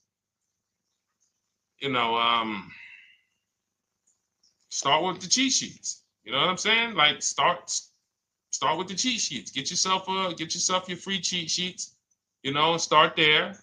And when you feel better about working with us in some capacity, you go to the next step. Start with the free cheat sheets. All right, let's go, Dolan. So I'm a new driver. Should I be looking to be an 8-year person or a lease person? Well, I'll tell you this. I got 3 young adults. 2 my daughter, my daughter who's 18, my niece who's 20, and then a young man that I, basically like a son to me who's in the Navy and he's 21. Well, he'll be 21 this year. So he's 20. Now, they all called me in the last 3 months because my daughter's getting her license. My daughter didn't call me. She's getting her license in the next, in June. And we've all talked about this. How should I get this car? Now, my situation when I was 22, I'd already bought a $500 Mitsubishi Eclipse. Transmission went out on me probably after 6 months. And then I bought a buy here, pay here car. This is before I got into the car business. I got into the car business, I was 22, working for Pontiac GMC Buick. So I get this buy here, pay here car. It was a quality Chevrolet Cavalier. I didn't know anything about cars, so I went to a local spot. They said, hey, put down this, just pay us $50 a week. So I did that. But 22, I had my daughter, and my boss says to me, hey, why don't you lease something? And I was already selling cars, but I just didn't think, could I even, qualify for a lease? I don't even know what I was selling them, but I'm just literally doing what most salesmen do. All right, he wants to lease. All right, what's the payment? Yeah, tell him it's this. All right, perfect. They said it's that. Oh, that's a little too high. All right, they said it's a little too high.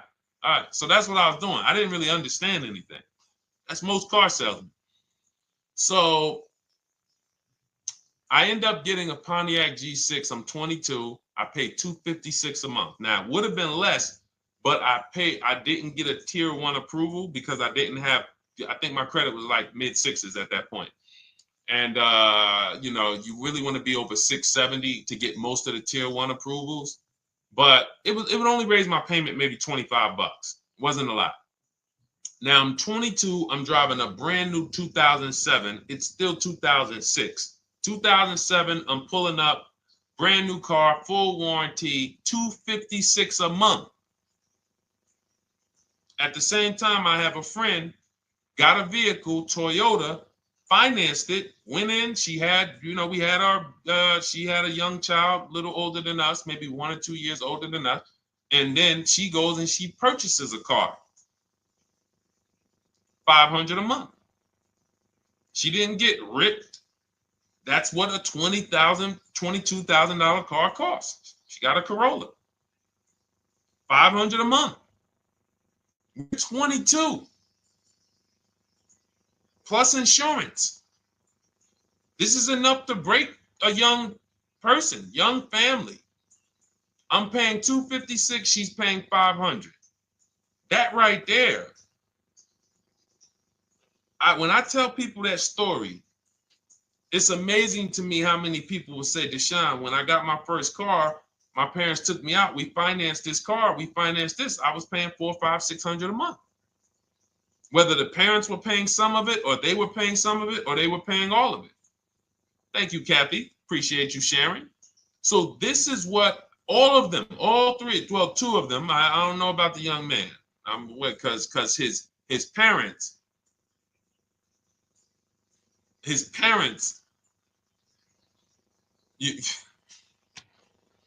I'm not going to override your parents. And if your parents tell you that they think you should buy a used car or buy a good, then okay.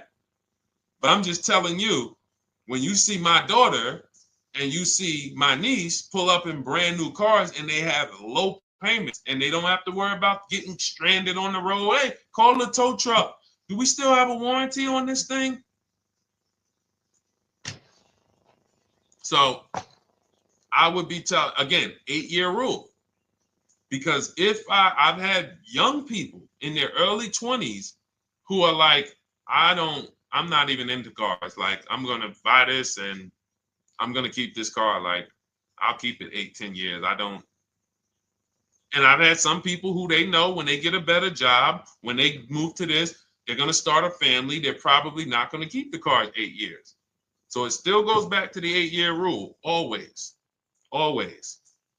Most young people, most people should be leasing their cars. That's how I did very well throughout my 20s. Praise the Lord, because I did not have high car payments. I didn't have cars breaking down on me where I had to be like, oh man, couldn't get to work today.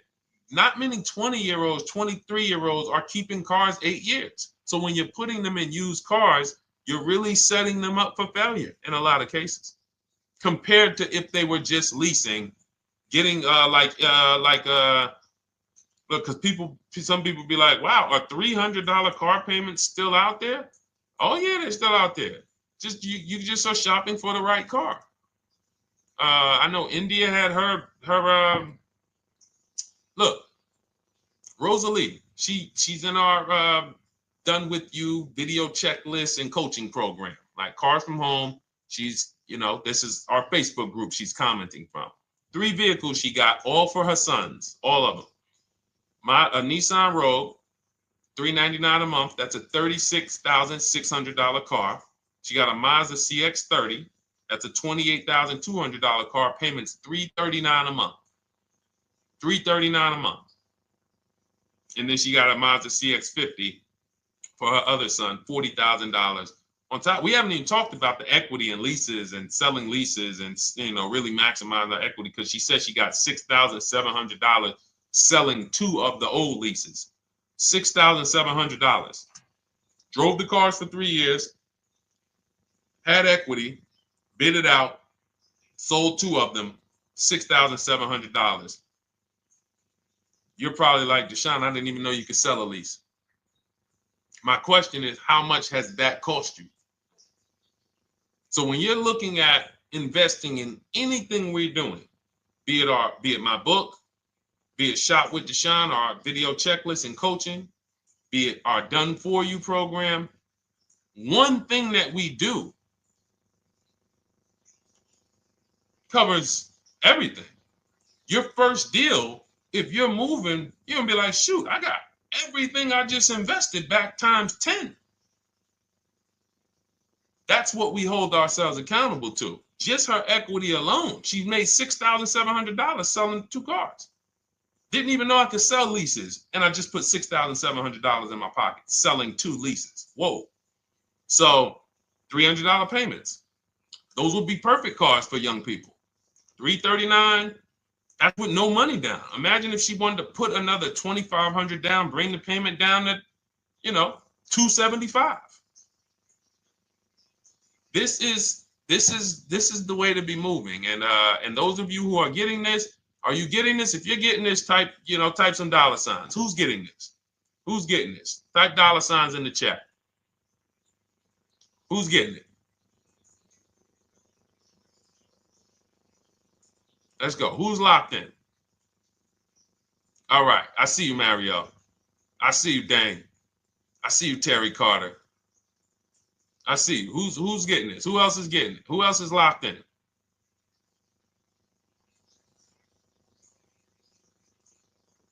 A lot of y'all on here. Listen. I see you, DJ and Nice. I see you, Arms Reach. And I can tell the people that's locked in because they be like, all right, Deshone, you said you're here for 90 minutes. I know we got about 3 minutes left. I mean, I'm hanging for this whole thing. I don't want to miss anything. Shout out to the people that are locked in. All right. Go ahead, Dolan. Should the out-the-door price include your trade? First of all, that's a curse word. All right, we're going to go back to that because I got out of saying that for a while. We do not trade cars. So you probably just popped in maybe about 30 minutes ago on the stream. We were talking about the 3 pillars of great car deals: who you buy your car from, who you sell your car to, who you get your loan from. You in order to get a great deal, a below market deal, you must get a great deal from each one, which means you bid out each one. I bid out, got multiple offers for who I was going to buy my car from. I got multiple offers for who I was going to get my loan from. I got multiple offers for who I was going to sell my car to. I bid out everything, therefore I got my great deal. If you bid out this, but you don't bid out this, and somebody you get an interest rate of 7.1 when you could have got an interest rate of 5.2, you lost $2,000. Depending on the cost of your loan, how much you're financing, you lost $2,000. Yeah, you did a bid on who you bought the car from, or you didn't bid out your trade, therefore you didn't find the highest bidder. You traded your car for 14. Another bidder would have paid you 18. You lost $4,000. So you got to bid out everything. That's why we do not trade. The only people that have to trade are people with a lot of negative equity who can't pay off the difference. And that's why I am the reason for negative equity is not understanding leasing. You buy your cars, take out loans, switch the car. Negative equity. It's literally the reason for negative equity is I should have leased, but I didn't. Now I have negative equity because I'm replacing this car with a loan still on it. So out the door price will not include your other car. And if I was trading a car, then yes, the out the door price would include the trade. But because we do not trade cars, our out the door prices don't include the trade. Let me show you an example of what our out the door prices look like. So these are some spreadsheets for our Done For You program where we shop for clients. You can see here, this is we shop for a Subaru for this particular client. In this case, look, and you can see the MSRPs for this car is an inexpensive car, $27,000, $26,000. Look at the out the door prices, 29, 30, 30, 29, 29. These are all out the door prices with the taxes and fees. So you can see these dealers are giving either no discount or a little discount. 27 out the door price is 30,000. But look at the winner. Look at the winner. This particular dealer won the bid at this particular time They're not going to win the bid all the time. In this particular case, they needed the unit. $27,900 is the MSRP. Out the door price is $27,463. The out the door price is lower than the MSRP. How? Because they took off almost $4,000 in discounts. Almost $4,000 in discount. So every time you shop for your used cars or new cars, this is how you should be shopping. If you're not leasing, this is how you should be shopping.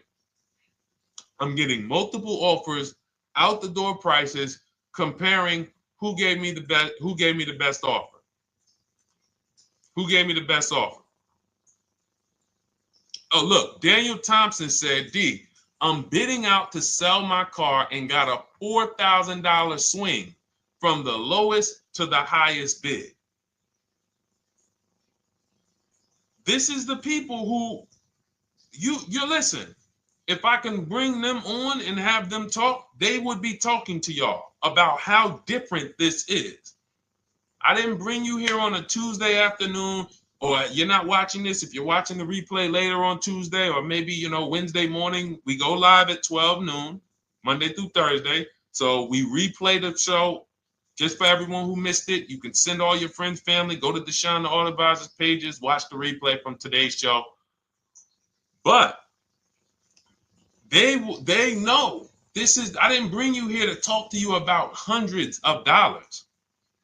We are talking thousands of dollars at all times. There is never anything that we talk about that is hundreds. Let someone else talk to you about how you can save a couple hundred more per month. We might be talking about hundreds per month. That might be the only time we're talking about hundreds, $200 per month. But other than that, which equals thousands. We're not here to figure out how we're going to save $50 this month. No, this is big, huge money. So thank you, Daniel. Thank you for tapping in with that information. So, all right, listen, guys. Everything we teach is in a step-by-step format, because when it's not step-by-step, you'll get overwhelmed. When it's step-by-step, you can challenge yourself to stay right on this step, check it off, move to the next step. Check it off, move to the next step. Step 7 in our Cars from Home process is delivery. Step 6 is paperwork. Step 1 is the most important question, which is the 8-year rule. It's literally called the most important question. 8-year rule. How many years are you keeping the next car? Step 2 is the equity assessment. That's why you heard Wendell in his book testimonial. He said, I just completed the equity assessment and we got 30% more than the book value. Bidding it out. He said, I'm about to move to the next step. So everything we teach is step. Step 3 is deal structure, where we budget and we see, all right, how much car can we afford? What does a good deal look like? Step 4, we go shopping, which is choosing what we want. Shopping, looking, doing. We're not buying it. We're shopping the market. We're test driving. We are literally choosing what we want. Shopping, enjoying shopping. Step 5 is multiple offers. That's when we're in talking to dealers online, getting offers, getting bids. Step 6 is paperwork and protection to make sure that the offer we got is legit. We tied it up. Paperwork is right. We go over extended warranties, tire and wheel, maintenance plans. Do we need them? Key protection. Do we need any of this stuff? And step 7 is delivery. It is a step-by-step path. That is how people win. They're not coming into some college to learn how to be a car salesman or to learn everything I know. No, it's a path. So if you want the blueprint in book form, that's my digital book, Cars from Home, 7 Steps of Saving Time, Money, and Avoiding Dealerships.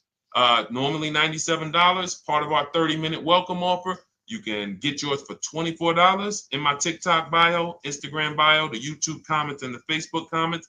Click those links and then click the special $24 welcome offer. It's good for 30 minutes.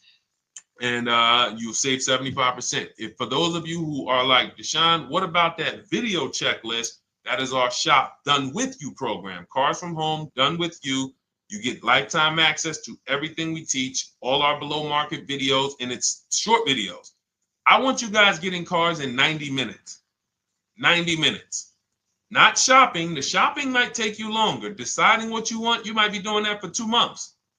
But once you decide what you want, I want you to be able to get below market deals in 90 minutes. That's how I do it. We're not hours and hours to get these car deals. Some of these deals we make in literally 45 minutes over a 3-day period. So that is how we do it. And you'll have access to our coaching program. We do Zoom calls twice a month, first and third Wednesday. And you have a Facebook group with 1,600 people in it that have come before you in the last 3 years. And then for those of you who qualify for shop with done for me, just do it for me, Deshone. New cars, new cars and leases only. Credit score has to be over 670 FICO. Book a call with our team. Let's see if we can help you.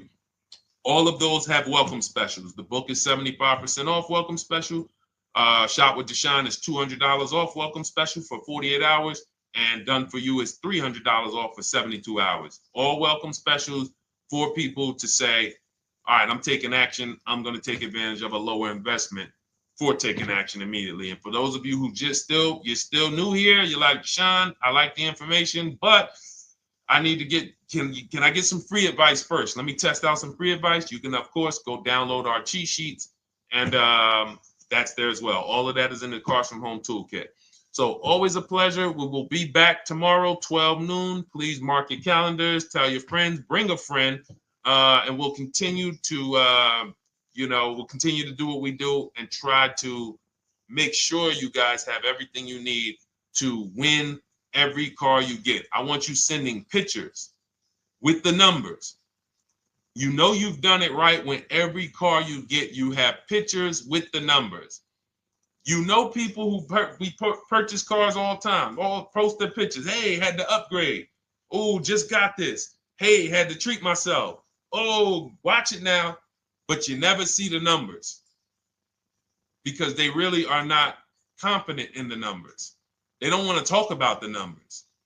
Everybody who shops with us, whether you're getting our book, whether you're using our stuff, and sometimes people who they piece together my social media videos and they'll get it done.